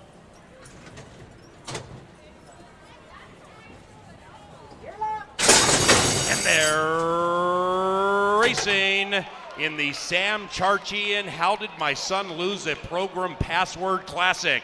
And Red Wave, like a wave of speed, comes out at 8-1, flashing great speed, but has been overtaken by Scary at Canterbury. And Scary at Canterbury with a killer crossover gets down to the inside and opens up by 2.5. That's Not Funny giggles into second to the inside of Angel's Magic. Then we come back to Red Wave, 5 lengths from the front, 2.5 clear from Minnesota Red. And to the inside of that one is Mr. D's Legend. The one loping along in last is the first-time starter, El Diablo Guapo. 13 covers them. Up the barn side they go on a sun-splashed Saturday in Shakopee. Scary at Canterbury trying to spook them.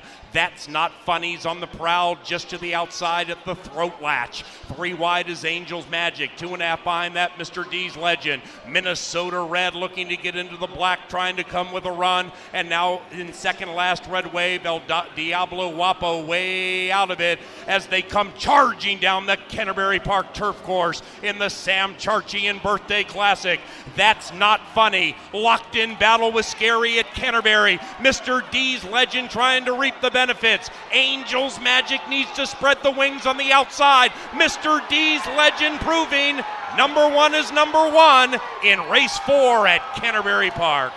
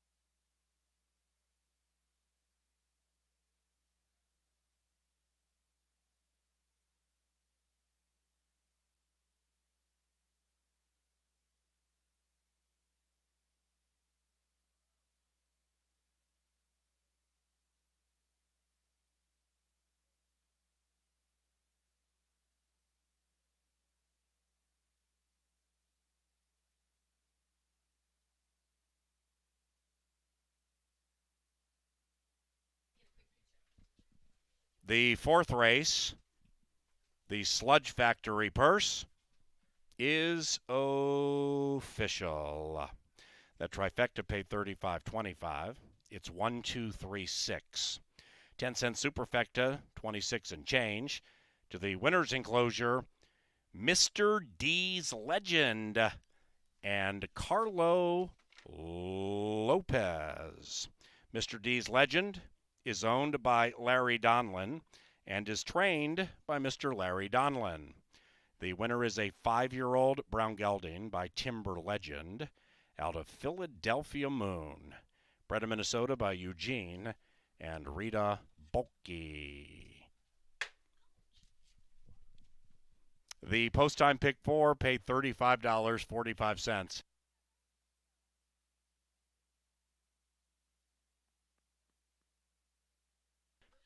The fifth race is 20 minutes from now. This begins our 50-cent pick 5. Pick the winners of races 5 through 9 and hit the pick 5. Use as many or as few horses in each race as you desire. And the takeout on the pick 5 at Canterbury is just 10%. That is a nation low. Fifth race, fast main, check that good main track. No scratches, no rider changes, and they'll be to the gate in 20 minutes.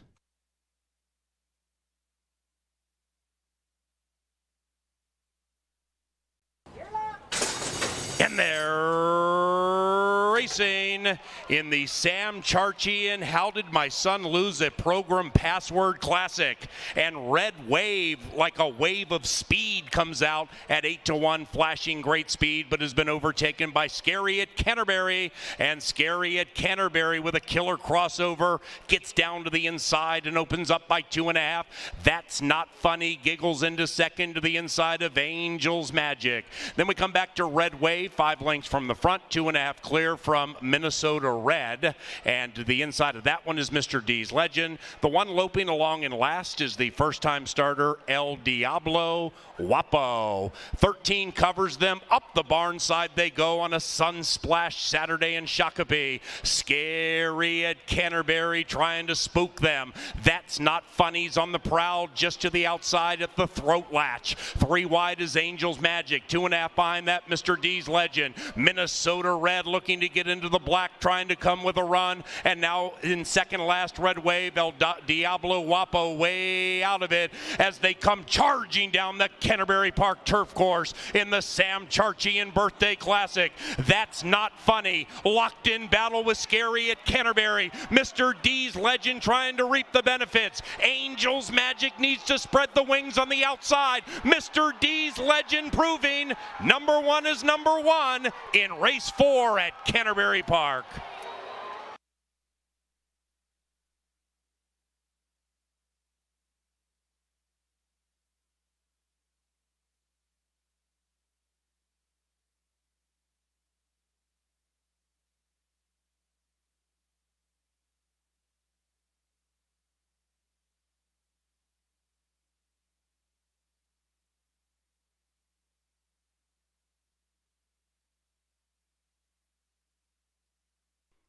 Ladies and gentlemen, into the fifth race. The main track is fast, and so bet more, win more.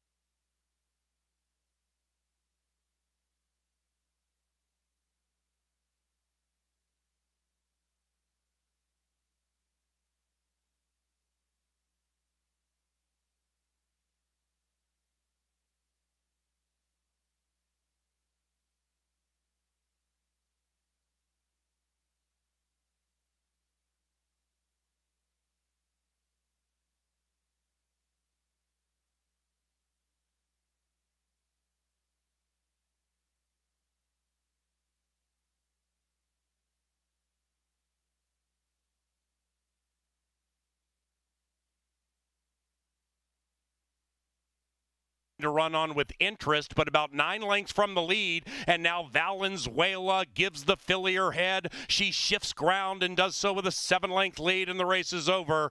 Exodus and Hope far back in second, even farther. Charlie's Missile, Timber Lady 0 for 23, but closing for third, and Claire Crescent has run them into the ground. 5-6-2 in the first.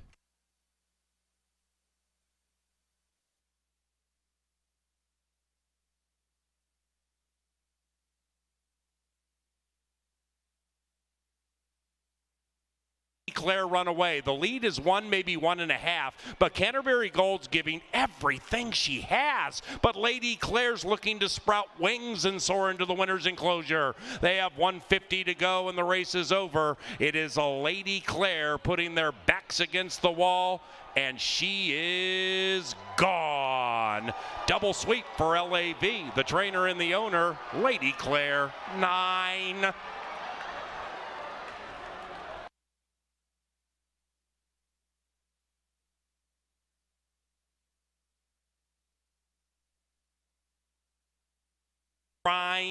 Lolly Express and Carlo Lopez take the lead. After that, he could go all the way, and Camps Bay chasing Lolly Express, who's lollygagging out there by 3. It is a Lolly Express from Mr. Who, and he could go all the way, but Lolly Express has won 2 in a row.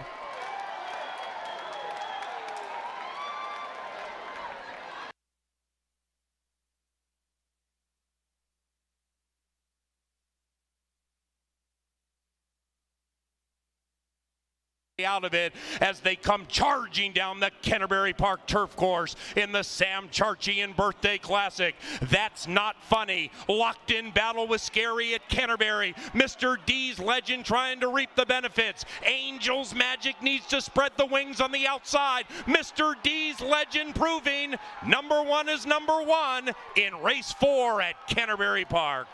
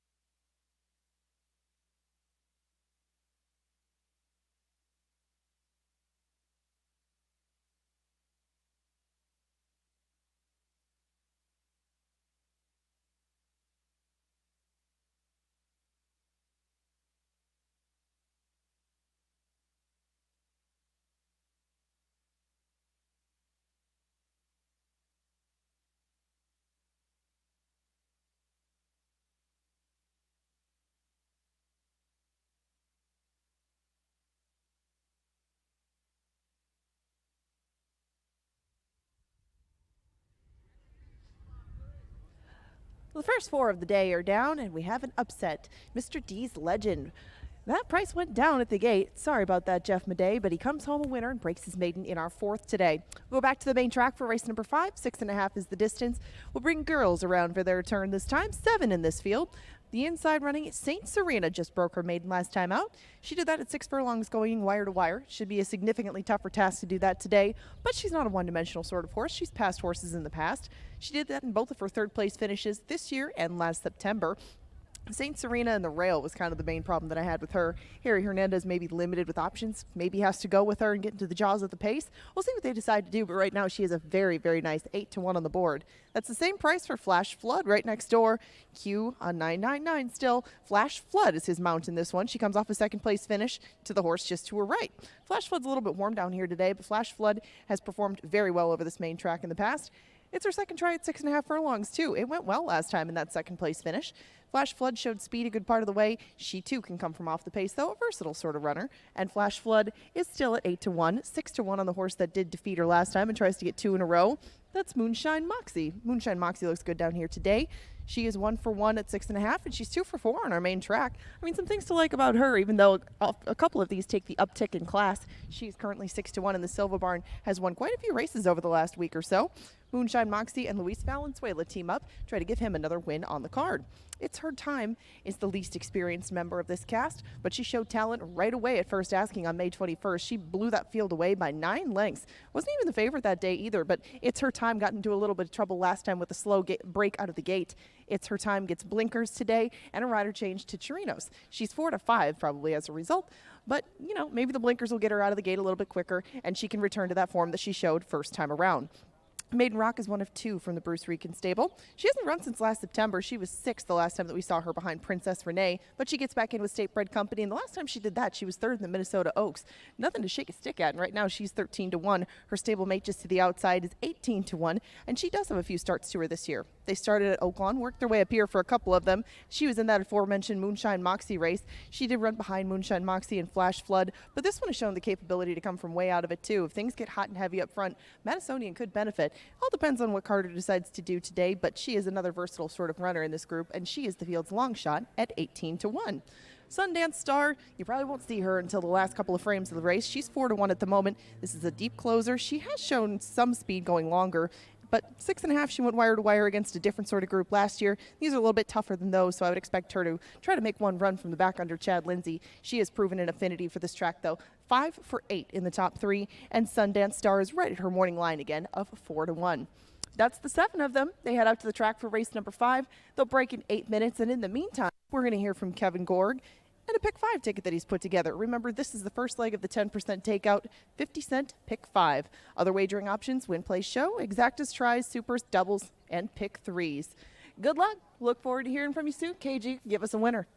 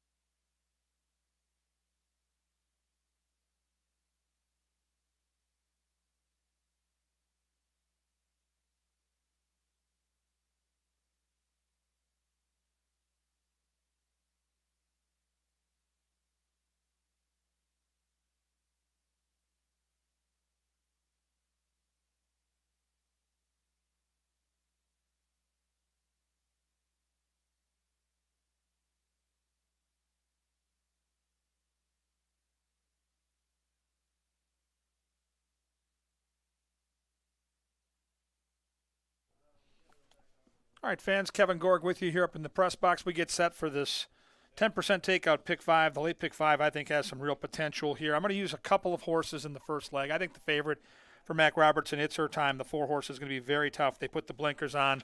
It sure appears to be go time. I'll also use the 7, though. I think the 7's the late danger. There's enough pace inside to set it up for the 7, who's second off the layoff and will be the better price of the 2. I'm going to spread it out in the 6th. It's a turf race. They look very balanced to me. I'm going to use the 3, King Nate, the 5, It's a Boy, the 10, War Chest, and the 11, Joe Phillips. I'll pair it back down in the 7th with the 4, Happy Hour Bobby, the power play, and the 6, Magic Castle, who should get that press and pounce trip. In the 8th race, I'll use 3 horses. The late charging 2 horse, Sky Cat, Paul Allen's tout, number 3, Baby Be Merry, and my top pick in the race, the 5, Aiken to Be. Close it out with the 2 horses in the last, the inside and the outside. Clickbait, the favorite, who again looks like going to be very tough to beat, but I think the 6, Lady Gold Star, has a chance. There you go. 2 by 4 by 2 by 3 by 2. It's a $48 ticket. No singles, but trying to go skinny early, skinny late, and spread in the middle. It's the pick 5. It pays juicy. Even this past Wednesday, with 3 favorites in the equation, still paid $544. So it plays to pay this 10% takeout pick 5. Lowest takeout in the industry. You can't win it if you don't get in it. 3 minutes to race 5, 3 minutes to the pick 5.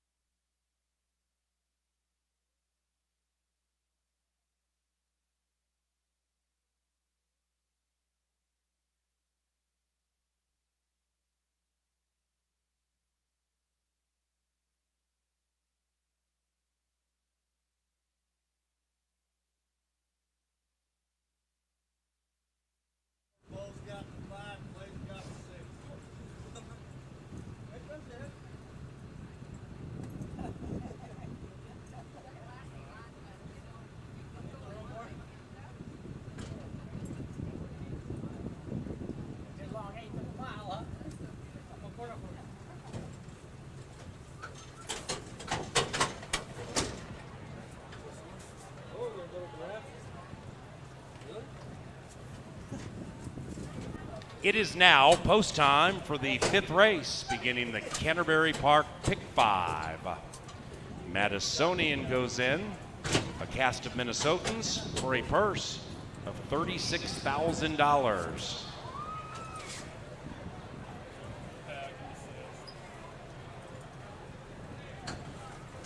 One left to load. It is Sundance Star.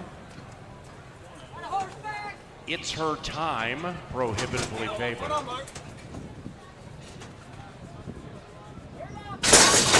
They're racing in the Spoon Ridge Classic. Flash Flood and the Q come out nicely to the inside, and right next to that one is Moonshine Moxie, and the white horse puts the nose in front. Joined by It's Her Time, the favorite is in hand and prominent. Inside of that, St. Serena looking to win 2 in a row, and we nearly have 4 abreast with a half mile to travel. About 5 behind that, Sundance Stars beginning to gallop in. The filly has found her feet, 7 lengths out of it. She's to the outside of Maiden Rock. Way back in last is Madisonian, and It's Her Time cuts off the far turn. It's Her Time opens up by 3. St. Serena lays second. She's being shaken up. Outside of that, Flash Flood is beginning to flash into action with the Q. Moonshine Moxie behind that one. Sundance Stars coming with her run, and she's 7 out of it. After that, it is Maiden Rock second last. Madisonian trails, and they head down the Canterbury Park stretch, chasing It's Her Time. It's Her Time trying to live up to the name, leading it by 2. Sundance Star cutting into the margin, stride by stride. They have a football field to go. It's Her Time from Sundance Star. It's Her Time indeed. 4-7-2 in race 5.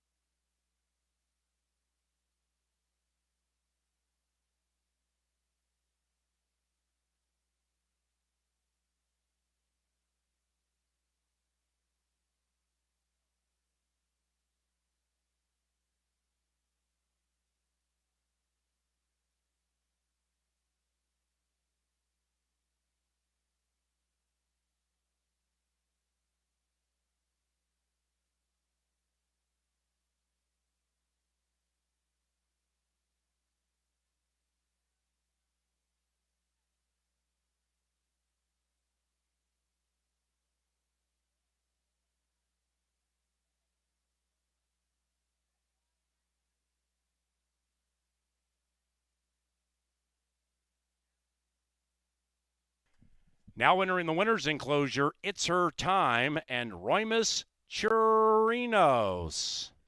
It's Her Time is owned by Warren Bush and trained by Mac Robertson. The speedy It's Her Time is a 3-year-old bay daughter of Not This Time out of Steph and Jess. Bred in Minnesota by the winning owner, Mr. Warren Bush. We come now to race 6. And race 6 brings us to the firm turf course. Scratch numbers 4, Knievel, and 7, Light Cruiser. Also scratch numbers 12, 13, and 14. The 10, War Chest, is picked up by Luis Fuentes.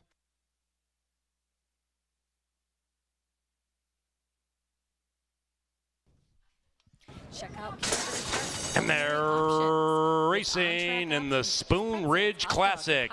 Flash Flood and the Q come out nicely to the inside. And right next to that one is Moonshine Moxie. And the white horse puts the nose in front. Joined by It's Her Time. The favorite is in hand and prominent. Inside of that, St. Serena looking to win 2 in a row. And we nearly have 4 abreast with a half mile to travel. About 5 behind that, Sundance Stars beginning to gallop in. The filly has found her feet, 7 lengths out of it. She's to the outside of Maiden Rock. Way back in last is Madisonian, and It's Her Time cuts off the far turn. It's Her Time opens up by 3. St. Serena lays second. She's being shaken up. Outside of that, Flash Flood is beginning to flash into action with the Q. Moonshine Moxie behind that one. Sundance Stars coming with her run, and she's 7 out of it. After that, it is Maiden Rock second last. Madisonian trails, and they head down the Canterbury Park stretch, chasing It's Her Time. It's Her Time trying to live up to the name, leading it by 2.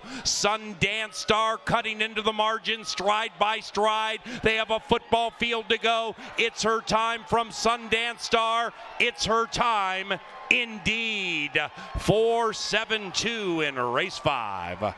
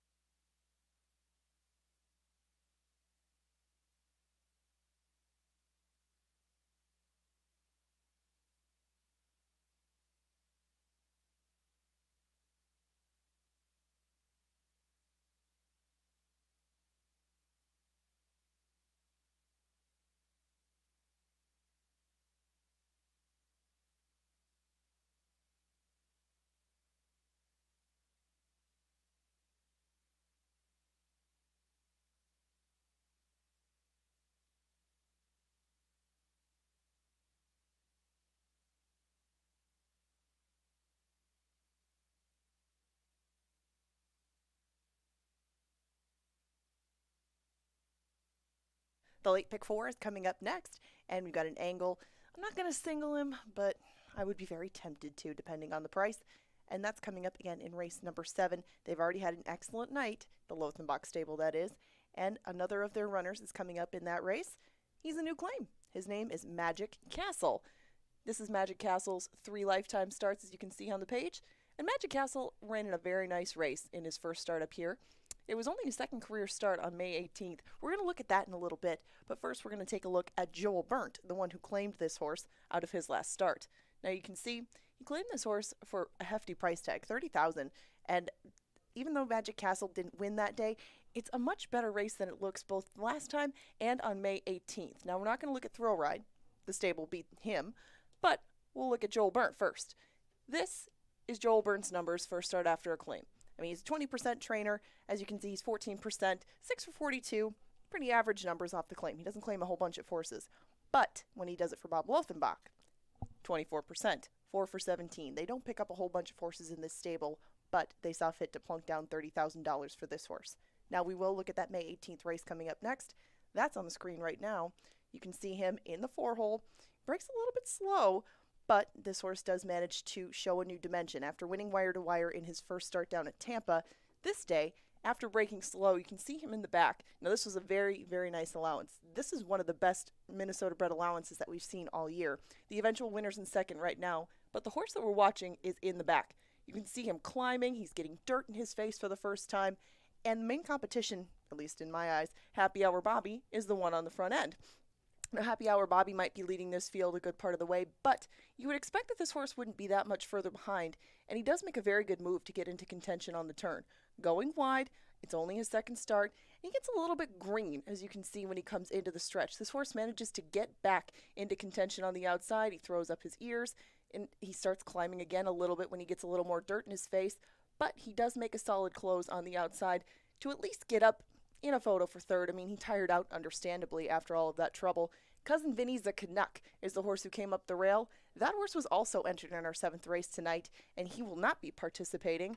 Why run 2 when 1 will do? That's the angle tonight, and Magic Castle should be very, very tough in our 7th race.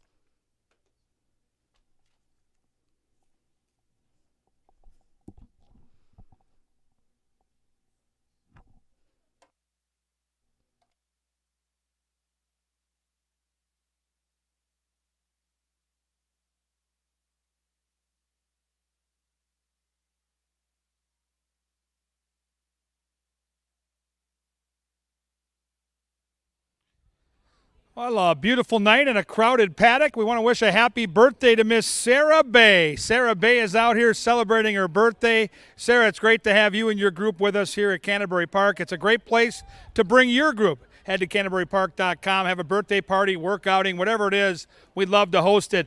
We've seen big prices on turf racing all season long. Favorites on the main track have been dominant, and we've seen that play out again tonight because the lone turf race we ran was won by a horse that went off at 8-1. So keep that in mind as we handicap the field. Here's a good look at number 1, Twisted Dixie. Great long shot connections. You get trainer Bobby Klein, you get Kelsey Haar, and look at your past performances. Go back a couple of starts at glitzy Oaklawn Park, 15-1, came charging from the back of the pack. This horse can save all the ground, is bred nicely for the turf, and looks great down here with that braided mane in the paddock. Hello there, Twisted Dixie.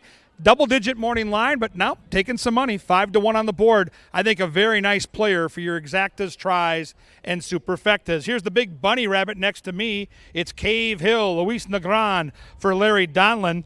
Turf numbers are decent. Like the one horse, probably going to drop off the pace and make one big run. And the speed figures on the grass are competitive for this bunch. So yet another horse that's going to be a price that you want to mix in at 17-1. King Nate with Quinones. Will this be the magic horse that brings home win number 1,000 in the saddle for one of the good guys here, Alonso Quinones? The horse has good turf numbers, ran against Thick Hayes last time, who's a multiple winner on our grass course. We scratch the 4, move to the 5. It's a Boy, Lindy Wade for the Sanderson gang. They train and own. The pesky part here is the 0 for 7 on the Canterbury turf, but you get third off the layoff. You get a 75 buyer figure last time on the grass, which is near the tops in this field, and I think It's a Boy being a little bit ignored right now, 9-1, is a must in the superfecta if you're going to box them up. Here's David Miller's horse. Here's Where's Jordan. Jermaine Bridgman gets the call. Yet another closer that looks to make some big noise from the back of the pack. He only has 3 career wins, but man, he hits the board a lot. He's a sneaky horse, catching the bottom part of the tries and superfectas. 8 is Robinson for the red-hot Valerie Lund. Boy, is that barn going good right now. 2 of the 3 career starts on the turf. A horse that can come from off the pace. Another one that looks to make that big run in the Canterbury stretch. Here might be the speed of the race. Number 9 is Atomic Candy. You might have to catch Harry Hernandez. He's going to be gunning to the front here from this outside post. Second off the layoff, lots of speed and a good-looking horse down here in the paddock. My top pick in the race is the 10. I like Warchest with Luis Fuentes, the new hotel angle. Carl Broberg, man, when he gets a horse right, they seem to get in form and stay in form. I think this horse gets a perfect stalking trip. And the outside marker is number 11, Joe Phillips. This horse has a win and a third so far in 2 starts on the Canterbury turf this season. In good form. My only concern was the post. He might get pushed a little wide, but boy, it's 7-1. I certainly think that horse can contend as well. There is nothing quite like turf racing at Canterbury Park. Long shots have been the bill of fare all season long. The average price near 10-1. Who do you like? Get your bets in now. It's the late pick 4. It's turf racing and it's fun like no place else right here at beautiful Canterbury Park.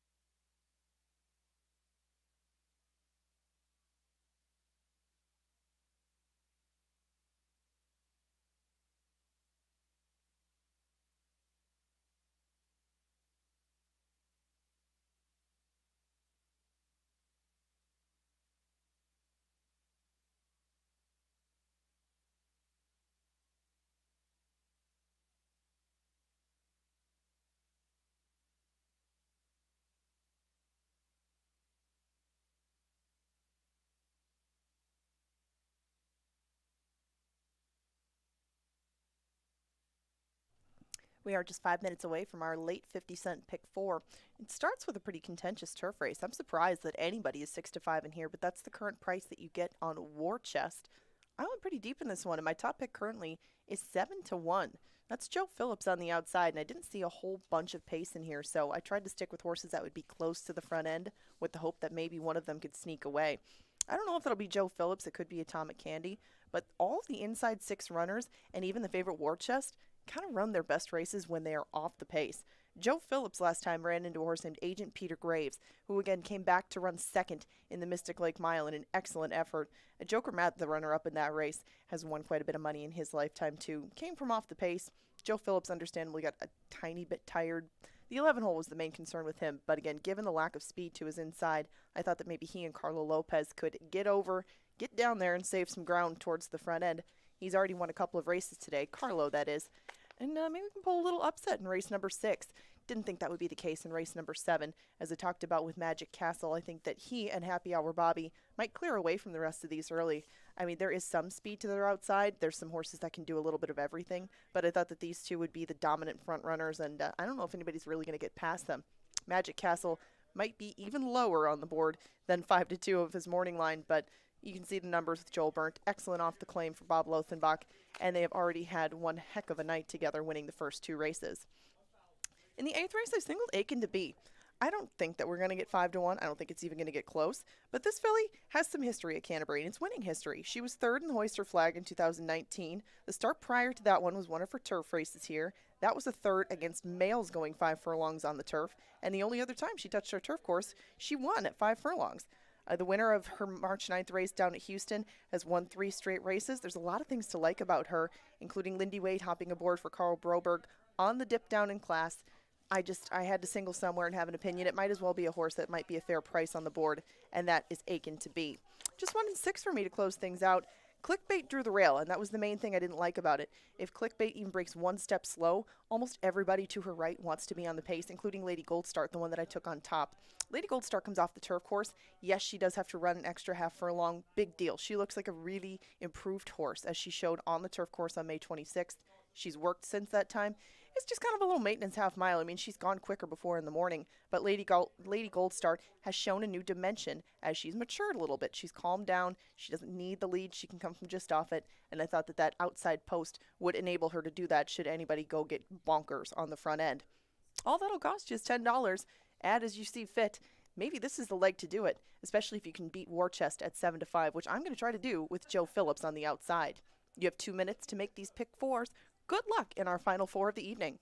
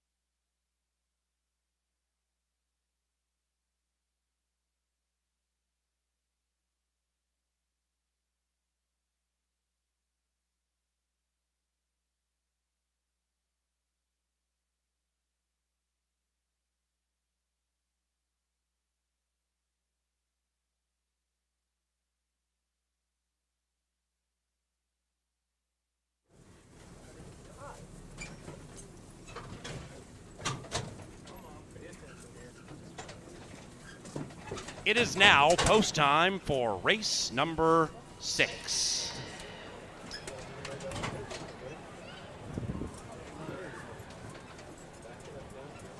The 8-5 favorite, number 10, War Chest.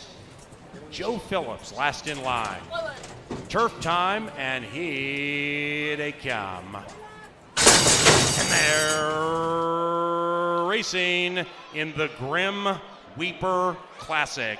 Atomic Candy with a lead early speed pops out nicely at 8-1. Twisted Dixie also spins onto the scene. Joe Phillips is outside of them, getting down coyly from that outside post. And as they corner for the first time, the pace intensifies, and it is Atomic Candy along with Joe Phillips putting the pedal to the metal, and Joe Phillips runs away by 3. Twisted Dixie relegated to third to the inside of It's a Boy. The White Horses, Cave Hill, 8 out of it. 2 behind that, War Chest, the favorites looking to win 2 in a row, and is 2.5 lengths clear from Robinson. Then it's Where's Jordan. That one's a good 13 lengths from the lead. And in last, it is King Nate. Up the barn side they go, race 6, CBY. Joe Phillips looking to steal away into the Shakopee night, slowing down sweetly on the lead. Joe Phillips' lead is diminishing, perhaps by design. After that, Atomic Candy still second. Then we come to Cave Hill to the outside. Behind them, It's a Boy threatening to run a big one. Sequestered, waiting for the light of day.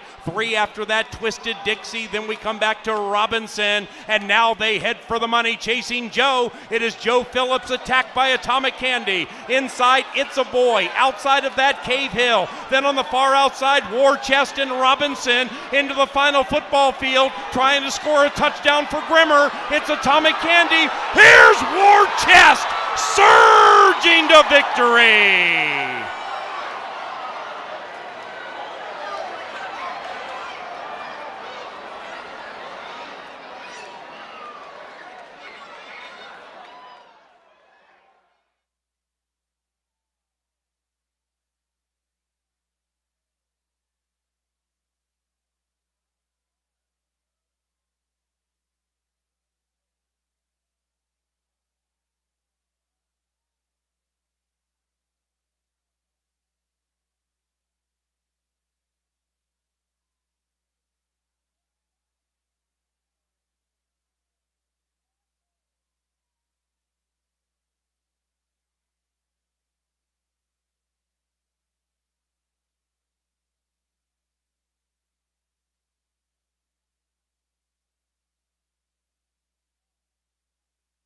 Number 10, War Chest, ran first.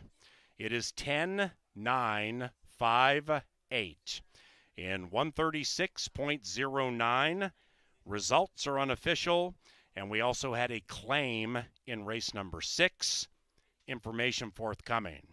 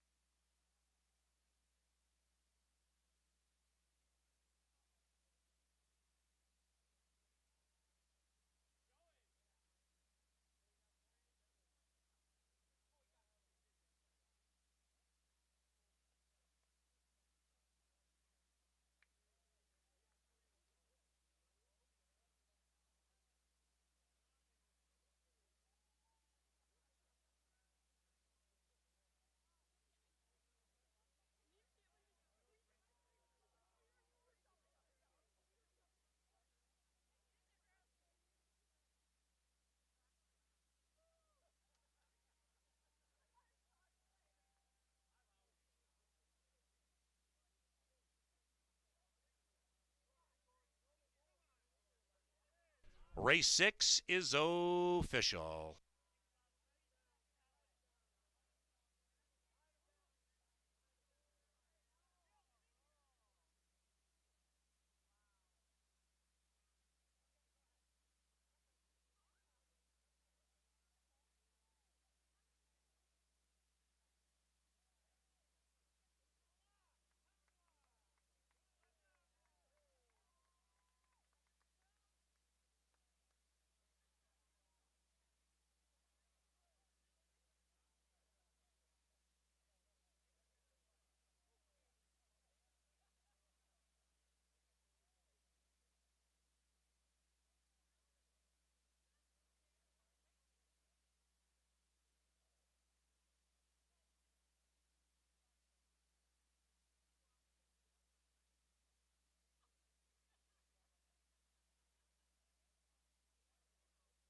And race 6 is official.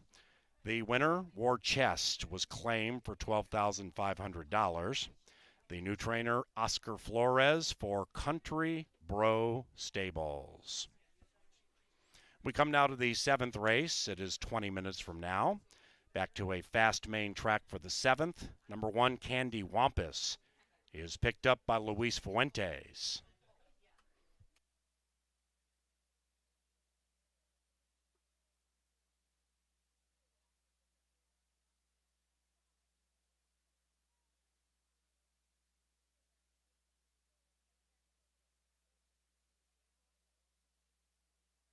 Now entering the winner's enclosure, War Chest and Luis Fuentes. The winning owners, Rocket Wrench Racing. And the winning trainer, Carl Broberg. That's 2 in a row for War Chest.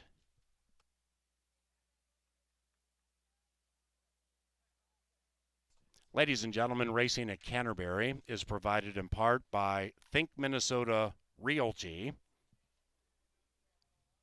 It is thinkminnesota.com if interested. And tomorrow is Pepsi Family Day. We also have Basset Hound racing tomorrow, and festivities begin at 1 o'clock.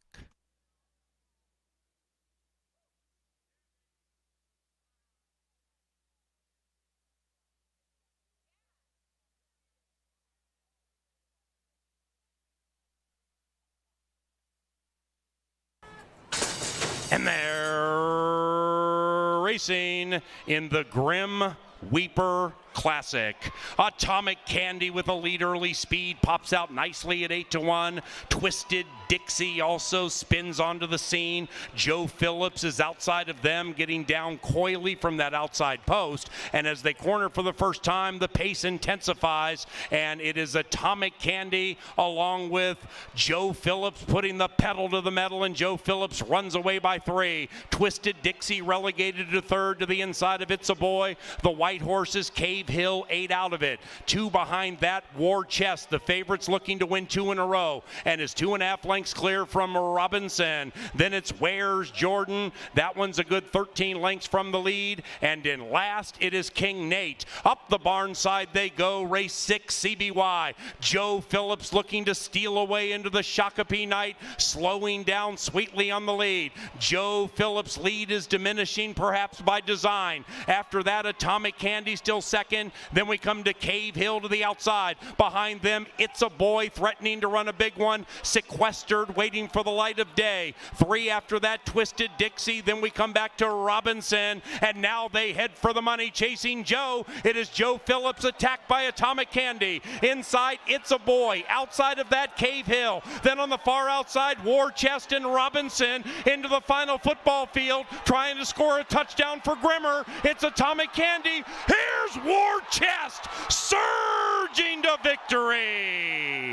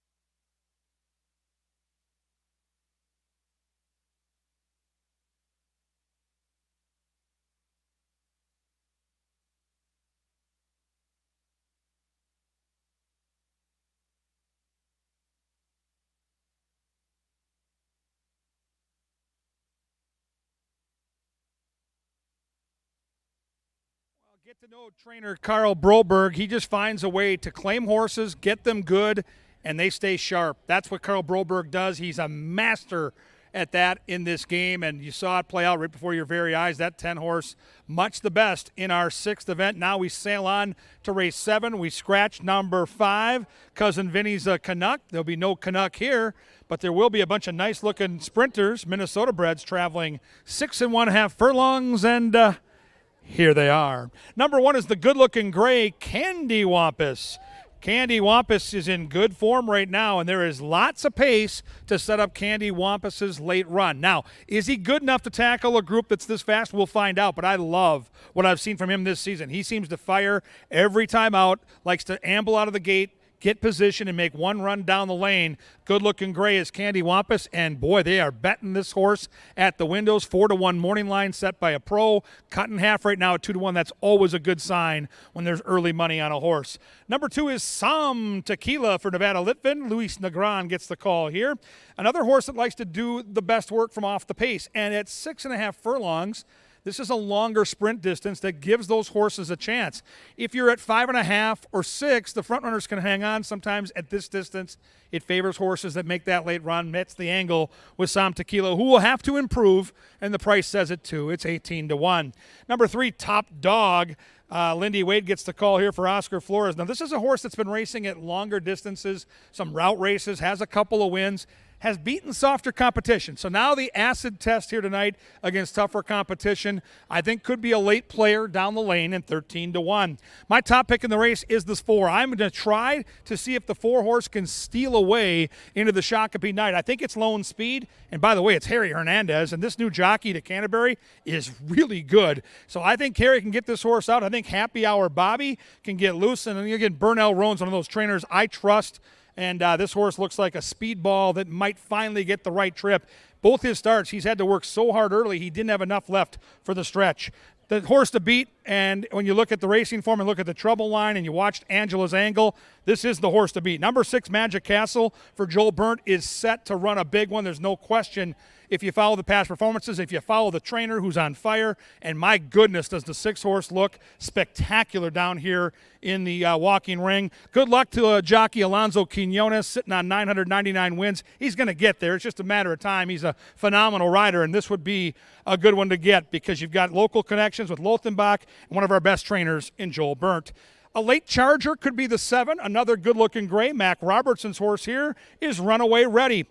Chironas gets the call. The pace should be there. Both the 4 and the 6 are going to set it up, no doubt about it. 7 could be making some late noise, and I love when you get Mac Robertson at a price, and he's 6-1 right now. 8 horse is Bootleggin' Posse, in good form, decent stalking speed, but tested for class tonight. And number 9 is Outrun 'em with Miguel Arroyo, who's brought in some nice long shots. He rides this one for Rupeshwar Rampadara, a classic at Canterbury. And I've talked to a couple of people that work in the barn. They say this horse is doing quite well. So lots of angles here, some long shots worth a look. Minnesota bred, 6 1/2 furlongs. Race number 7. It's all coming up. It's all coming at you next.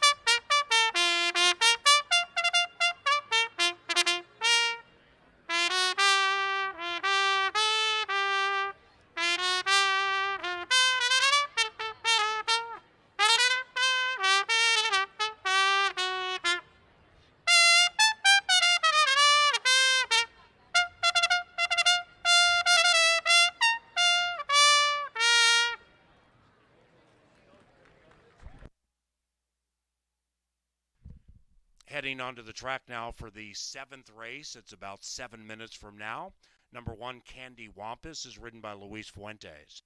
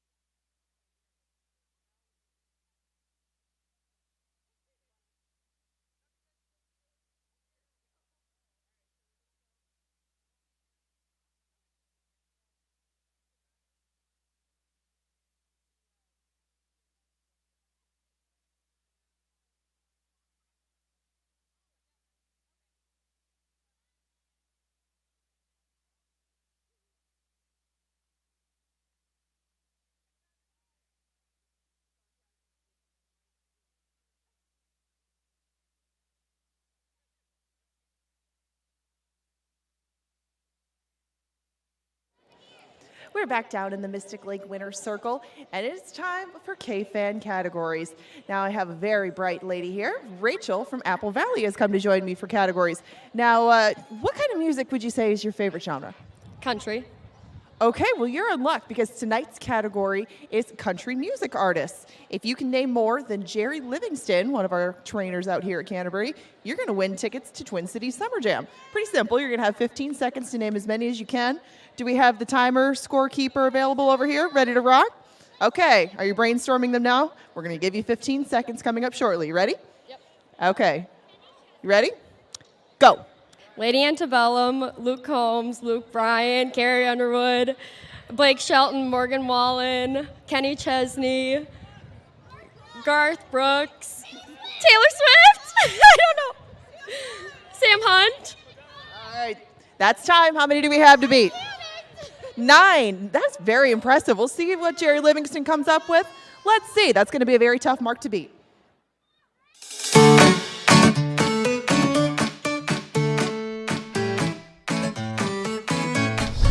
George Strait, Willie Nelson, Waylon Jennings, Toby Keith, Conway Twitty. I can't remember anymore. Waylon Jennings, did I say him?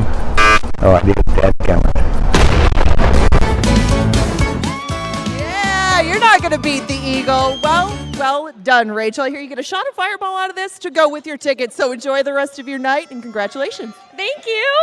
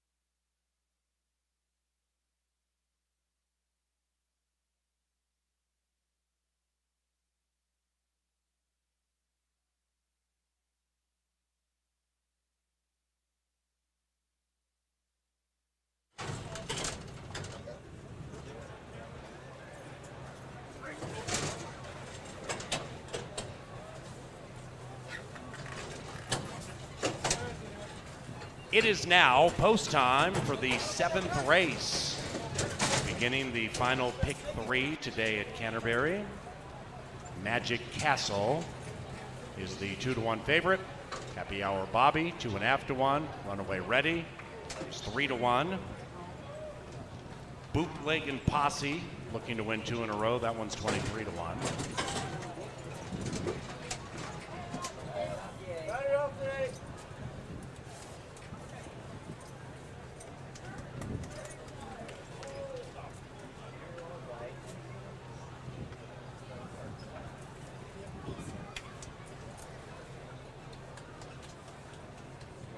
Ezekiel Lara is off Bootleg and Posse for now.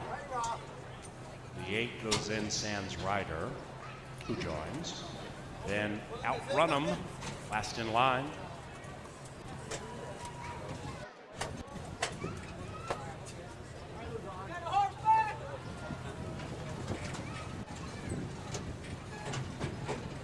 9 in a line, race 7. They're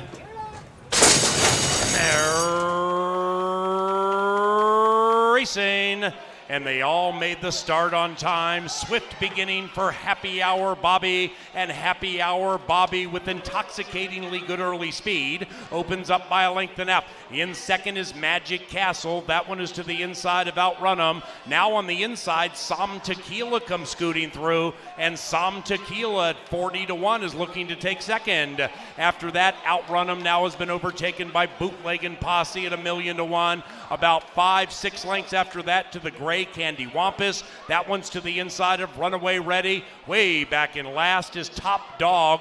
Top Dog would have to win 2 in a row from 18 out of it. The lead belongs to Happy Hour Bobby. It is Happy Hour Bobby from Magic Castle in the queue. That one's to the outside of Som Tequila. Then we come to Bootleggin' Posse. After that is Outrun 'em. Runaway Ready is coming on with a nice run, about 8 lengths out of it, and they have 2:50 to go. Happy Hour Bobby trying to leave them punch drunk. Outside of that is Magic Castle and the queue sitting on a Milestone. Then it's Runaway Ready. Inside of that is Outrun 'em, and here it is. Alonso Quinones put a queue around a Milestone. That's 1,000 victories for Alonso Quinones.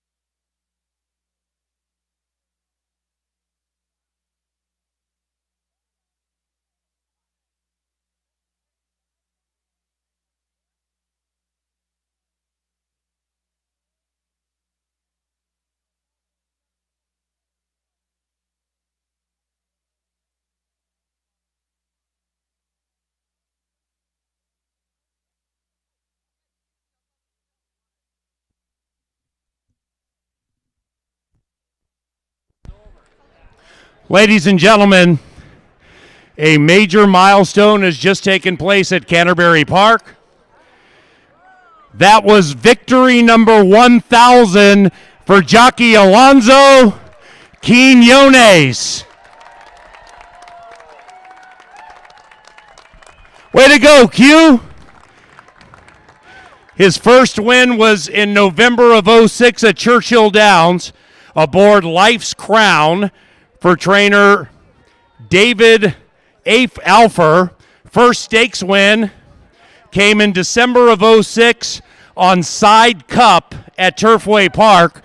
His first Canterbury win 2 years ago aboard Minfreya, trained by Tim Padilla for Pete Matson and Barry Butzo, and 1,000 is aboard Magic Castle for Bob Lothenbach and Joel Byrne. Ladies and gentlemen, another round of applause for the Q, Alonzo Quinones. Hey! Stand by for an interview.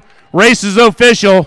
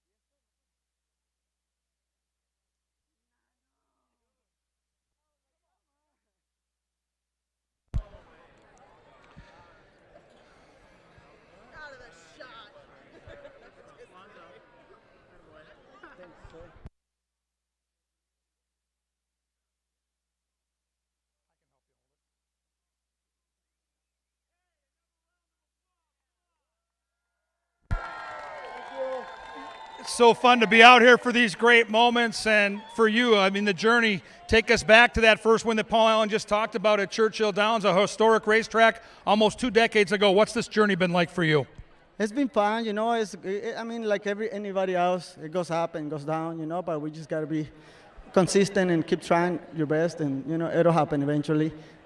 When I won my first race, I remember like it was yesterday. I was like so green, I didn't know what I was doing. They give me a good shot. The horse looked all right in the program. They told me just let him run and he'll do the job, and I just hang on to him, you know what I mean? And to have it happen here at Canterbury, I know this is a very special place for your family. Your brother, Luis, is in the Canterbury Park Hall of Fame. What's it like to do it right here with all your friends? I love it here, you know. It seems like everybody's very familiar. They love the sport. They love to hang out with us, and I love to hang out with everybody too. So I'm really, really glad I won my 1,000 races here. And I know you've probably been asked about this for the last couple of weeks. We've had these signs ready, and you've been sitting on this milestone. It's never easy, though, right? Harry Hernandez gets that lead, and you guys are all brothers and sisters and family in that room, but he's drifting out on you in the stretch. He made you work for it, but when did you know you had it? Well, I want him to go to the lead, and when he went out, I was like, this is perfect, because that way I don't have any pressure from the other horses outside of me. So I was just tracking him, and he did come out, but I feel like I had a lot of horse. Every time I ask him, he'll give me more and more and more, so I know I was going to run him down before we get to the wire. Fans, there's a lot of work that goes into winning just one race. This man just won number 1,000. One more time, Alonzo Quinones. Oh, yeah. I want to thank God for the opportunity, for all the blessings. I want to thank Team Padilla and Pete Matson and everybody that supports me, and my family too. Thank you so much. Grunder. And Grunder, yeah, for sure. We can't forget Richard Grunder, his agent. Grundy. We love Grundy. Way to go, eh? Thank you so much.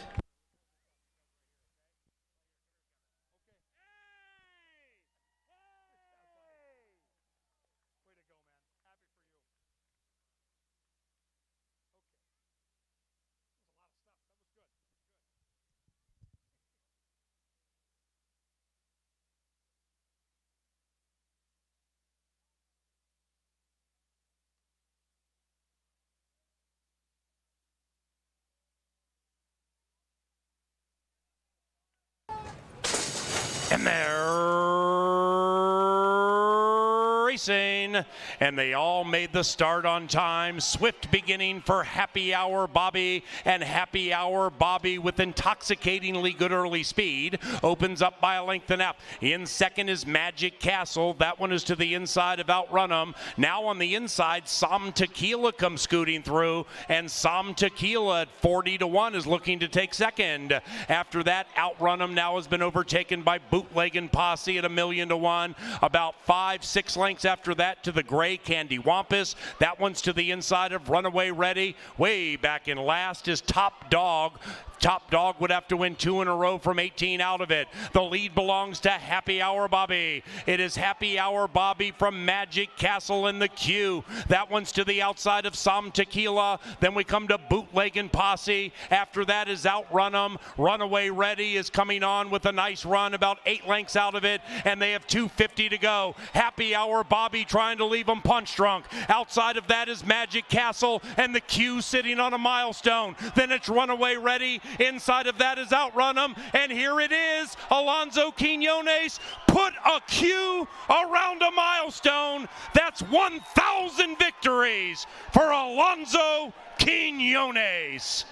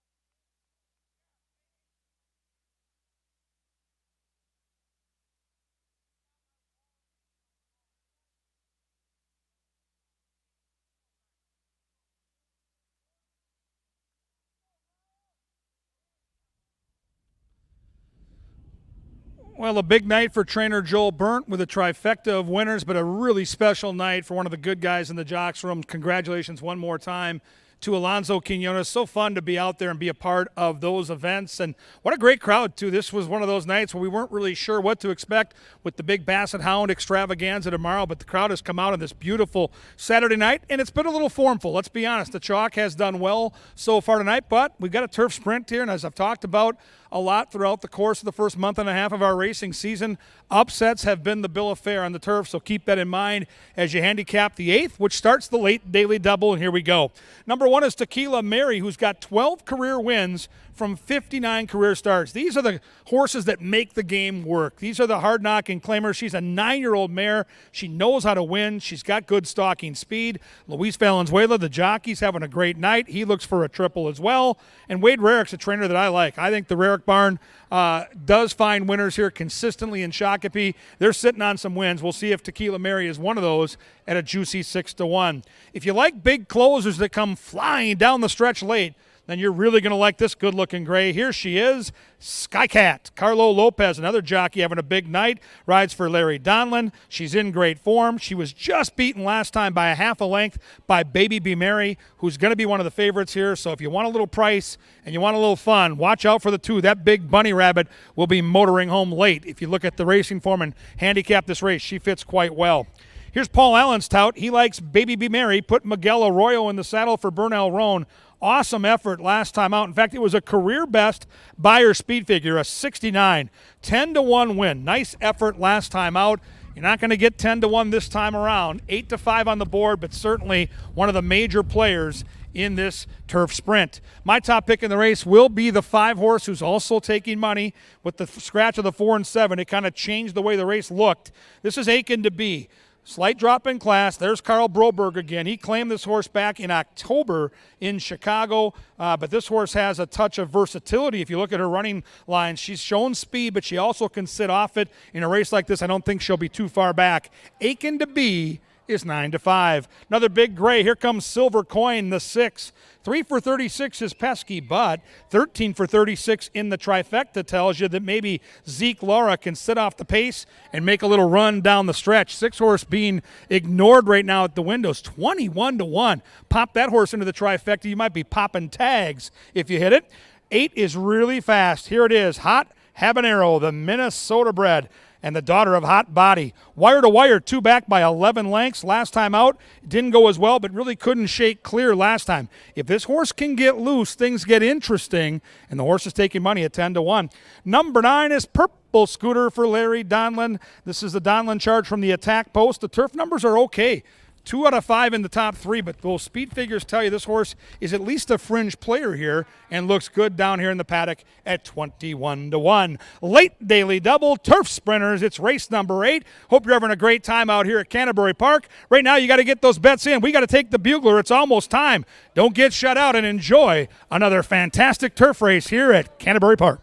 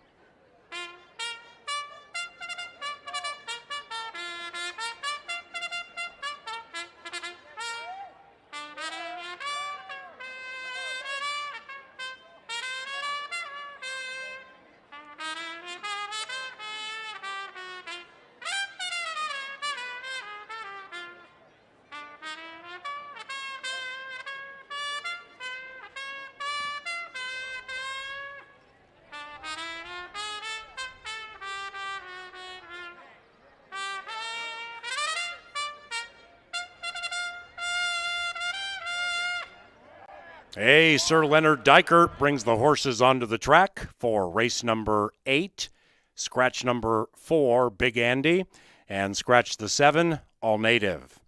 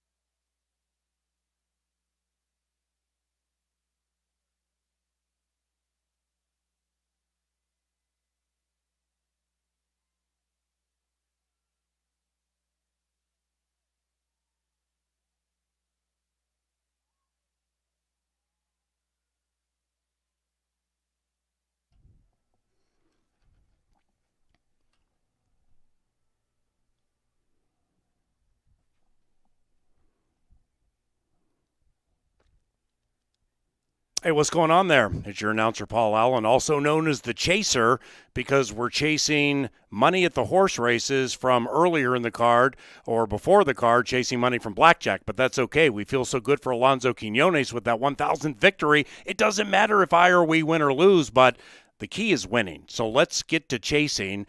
And let me ask you a question. These three, Wayne Gretzky, Derek Jeter, and Michael Jordan, what do they all have in common? Well, it would be HOF. They're all Hall of Famers. And so is this guy, Burnell Roan, one of the best trainers in the history of Canterbury Park in the Canterbury Hall of Fame. So let's mesh this HOF thing together with Baby Be Merry. You'll notice Burnell not only trains, he owns. This one last year made $29,000, already made $23,000 this year. This is the meal ticket, and Burnell has a spot at the table. I'm chasing number 3, Baby Be Merry, displayed on your screens now. Miguel Arroyo picks up this mount. Baby Be Merry looks gorgeous and like she's ready to have a lot of fun. Speaking of a lot of fun, Angela Herman is in the winner's circle, and Miss A has this. We are down in the Mystic Lake Winner's Circle. We're going to do the quick trip bounce to the pump. I better get out there. We got to go. We have 2 minutes to post. Head out to the track, get on your bouncy balls, and let's go, guys.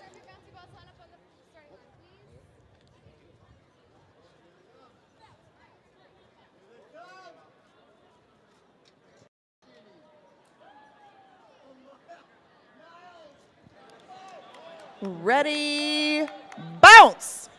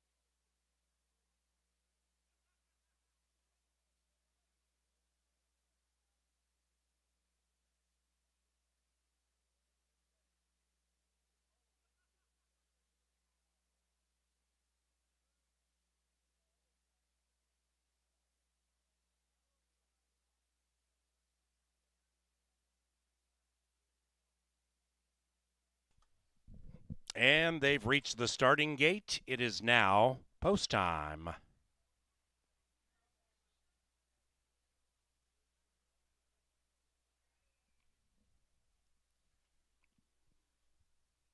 Baby Be Merry, 6-5. Aiken to Be, 3-1. Sky Cat, 3.5 to 1. Final turf race of the Saturday stanza.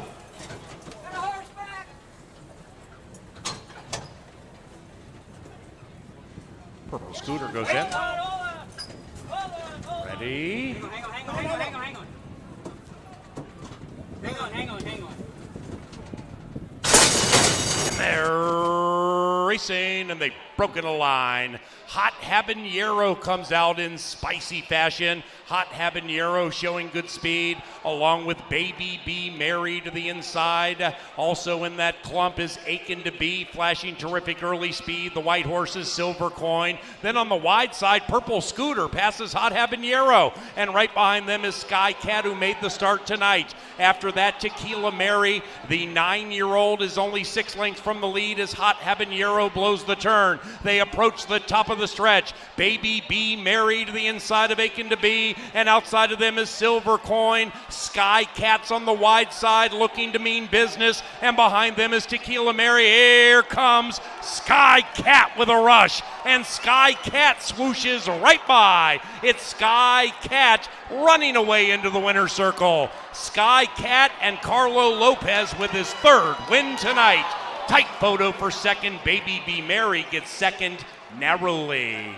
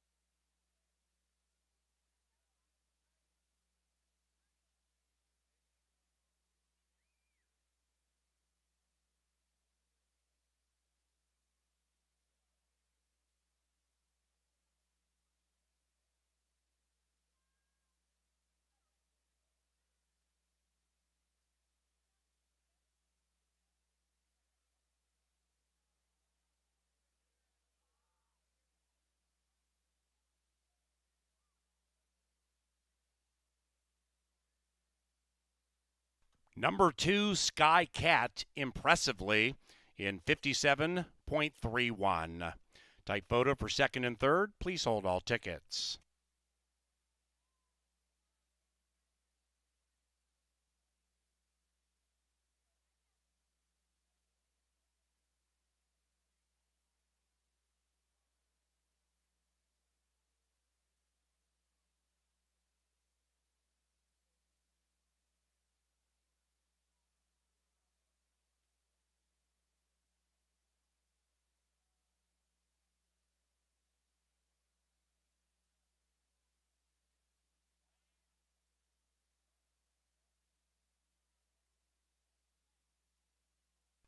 Number 3, Baby Be Merry, ran second. 2-3-1-6 in race 8. We had a claim. The runner-up, Baby Be Merry, was claimed. The price tag, $7,500. The trainer, Carl Broberg, for Rocket Wrench Racing. Rocket Wrench and Carl won a 2-way shake for the runner-up, Baby Be Merry.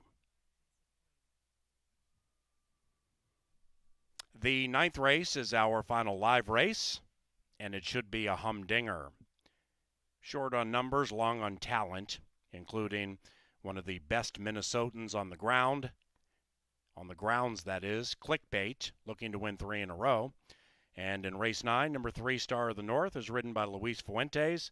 Scratch number 4, Someone Said So. No superfecta wagering in the 9th, and post time is 20 minutes from now.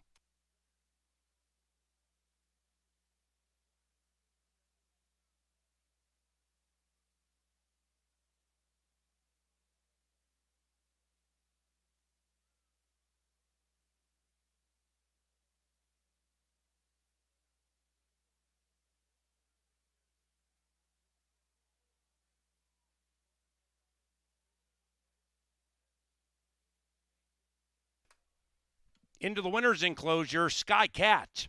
3 victories tonight for jockey Carlo Lopez. That's a couple for trainer Larry Donnellan. And the winning owners, Cavallo Veloce Stables.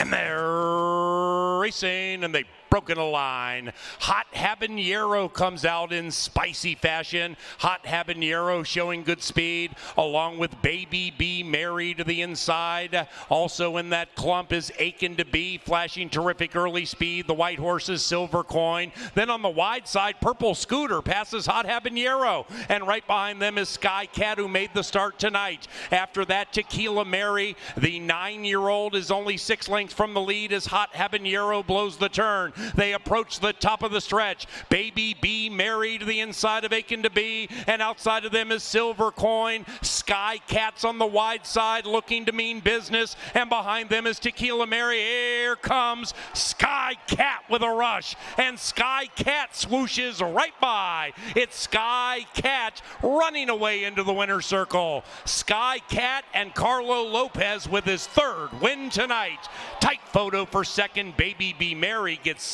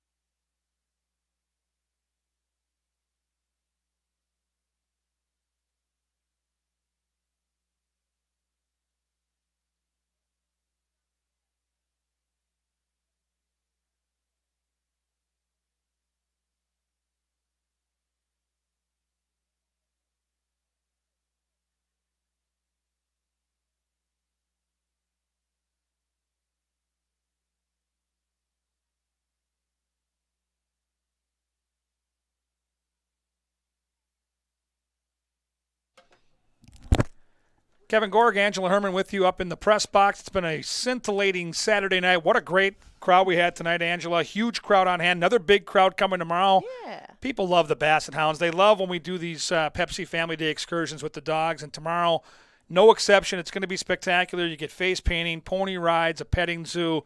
And, yes, twice during our race car, we're going to stop the horse racing for 2 different sets of 3 heats of the Basset Hounds. Yeah, those little floppy-eared flounders. They're cute. And, I mean, you can't bet on them. Side bets always encouraged, as Paul will say a lot tomorrow. But, they add a little something different. It's not just a family day. The dog races are a nice way to break up the action a little bit, too, for the hardcore horse gambler that maybe wants to take a break, get something to eat or something like that.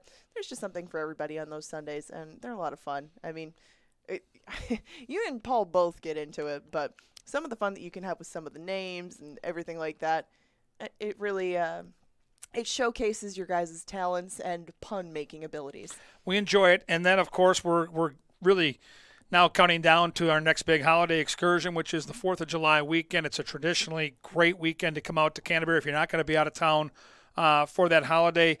Following week, we're going to race Wednesday and Thursday like we always do at 5 o'clock, and then we're going to race throughout the weekend, Saturday, Sunday, and Monday.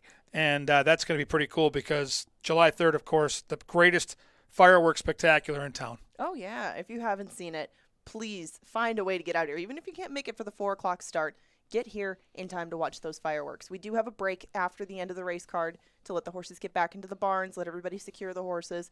Obviously they're not the biggest fan of fireworks for the most part. So once they get everything squared away, we start up the show. It's something that you won't want to miss. And then we come right back the next day for 4th of July, and we will start. It's going to be our only Monday of racing, and we're going to start in the afternoon. So if you want to go off to somewhere else for fireworks at night, you still have the day to come and spend with us here at Canterbury. And those 2 days, we see a lot of fun kids, costume contests, lots of different things that we normally wouldn't see at a racetrack, but we get to do all that fun stuff out here because we have the crowd to do it, and we have the staff that puts it together, and we just get to put on the show. I really enjoy both days.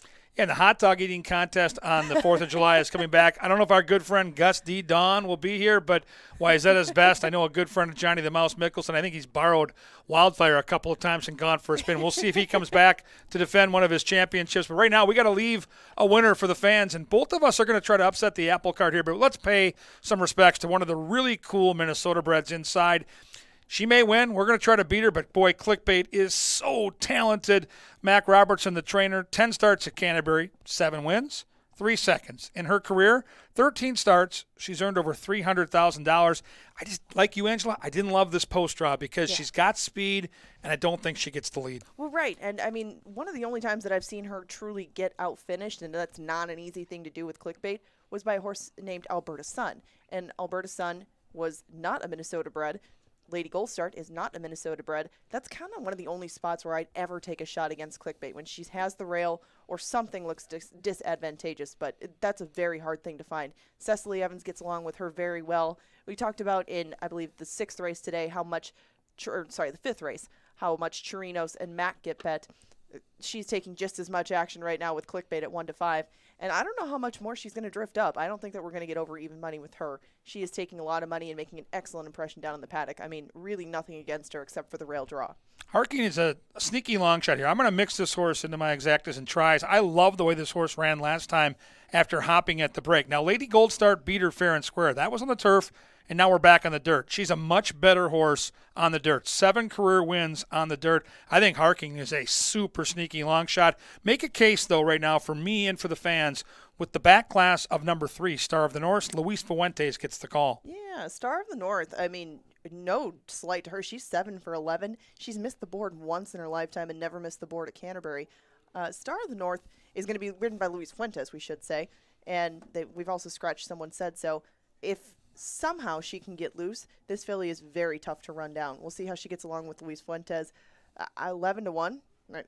That's the case. That's all the case you need. Right. A filly with that record at 11-1. Sure. If you like how she looks down there, and she can be a little bit tough to handle, so keep an eye on her on the track. If Star of the North behaves herself, she has every right to take the lead and take them all the way. All right. She's My Warrior is the 5. I think she's going to flash speed. I think she's coming off her maybe career best effort. I love the way she ran last time, and she's 3 for 3 at Canterbury. I just wondered if the 3-year-old would get the same type of scenario here. I think there's other pace. I think she might be a little bit up against it, but I respect where this horse is going. I still think she's going to be sitting on some big wins later this summer. We're both on the 6. We both think the horse gets that attack post stalking trip. As the horses leave the paddock, how confident are you? I really like her. I like her in this spot because of all the speed that she drew up against. I think that she's grown. I think she's matured. And I think that if this new version of Lady Gold Star can take on Clickbait just a couple lengths off it, I think she could pull the upset. Should be a fascinating race. Only 5 horses, no superfecta, but a really interesting sprint to handicap. If you're live in the pick 5 or the pick 4, we wish you good luck, and we want to see you back tomorrow. Pepsi Family Day with the Basset Hounds, 1 o'clock tomorrow. Good luck. You're in the lucky last.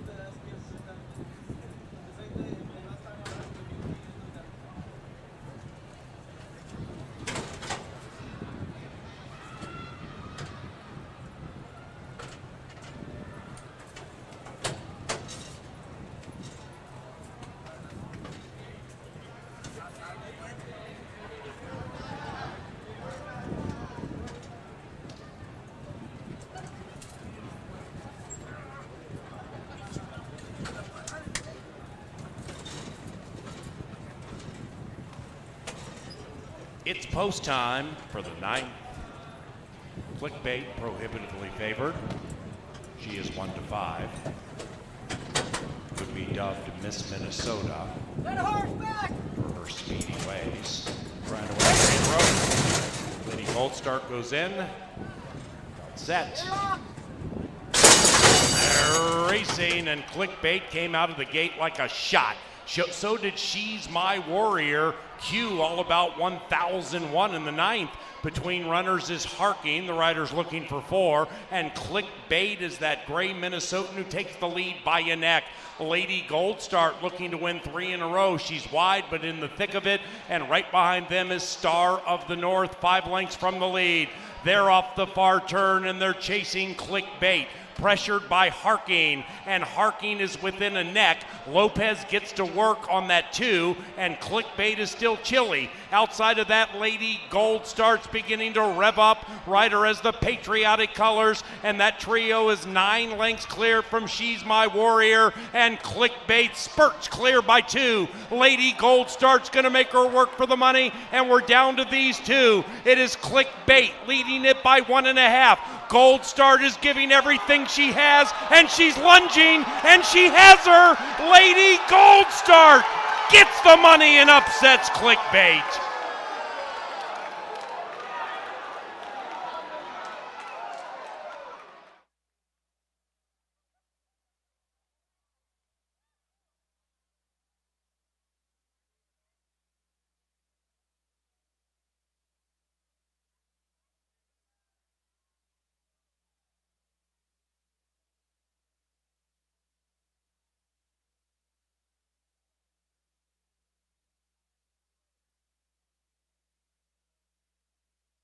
That was a humdinger in 103.90. Very, very fast.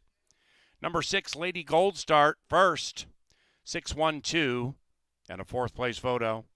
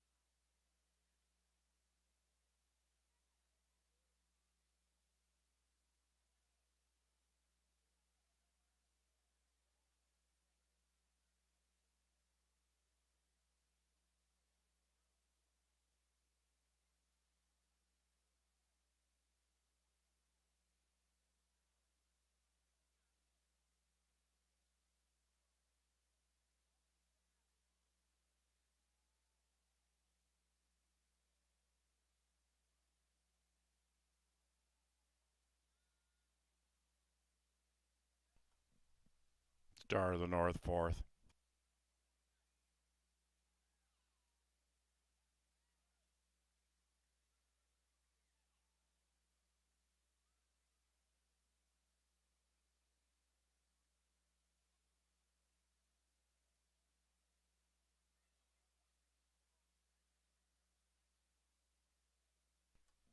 Ninth race official.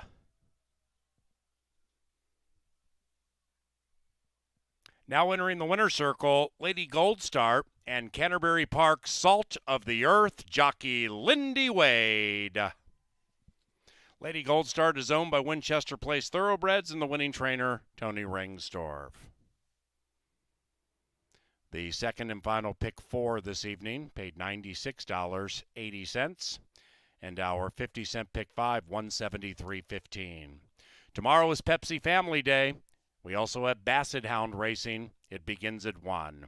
If you're leaving Canterbury, please drive safely.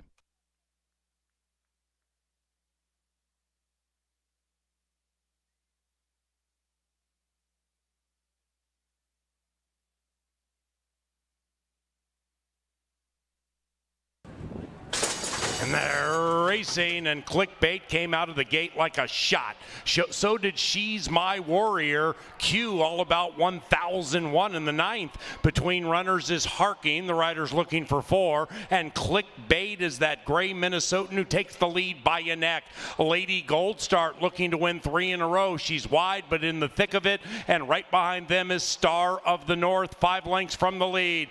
They're off the far turn and they're chasing Clickbait, pressured by Harking, and Harking is within a neck. Lopez gets to work on that 2, and Clickbait is still chilly. Outside of that, Lady Gold Start's beginning to rev up. Rider has the patriotic colors, and that trio is 9 lengths clear from She's My Warrior, and Clickbait spurts clear by 2. Lady Gold Start's gonna make her work for the money, and we're down to these 2. It is Clickbait leading it by 1.5.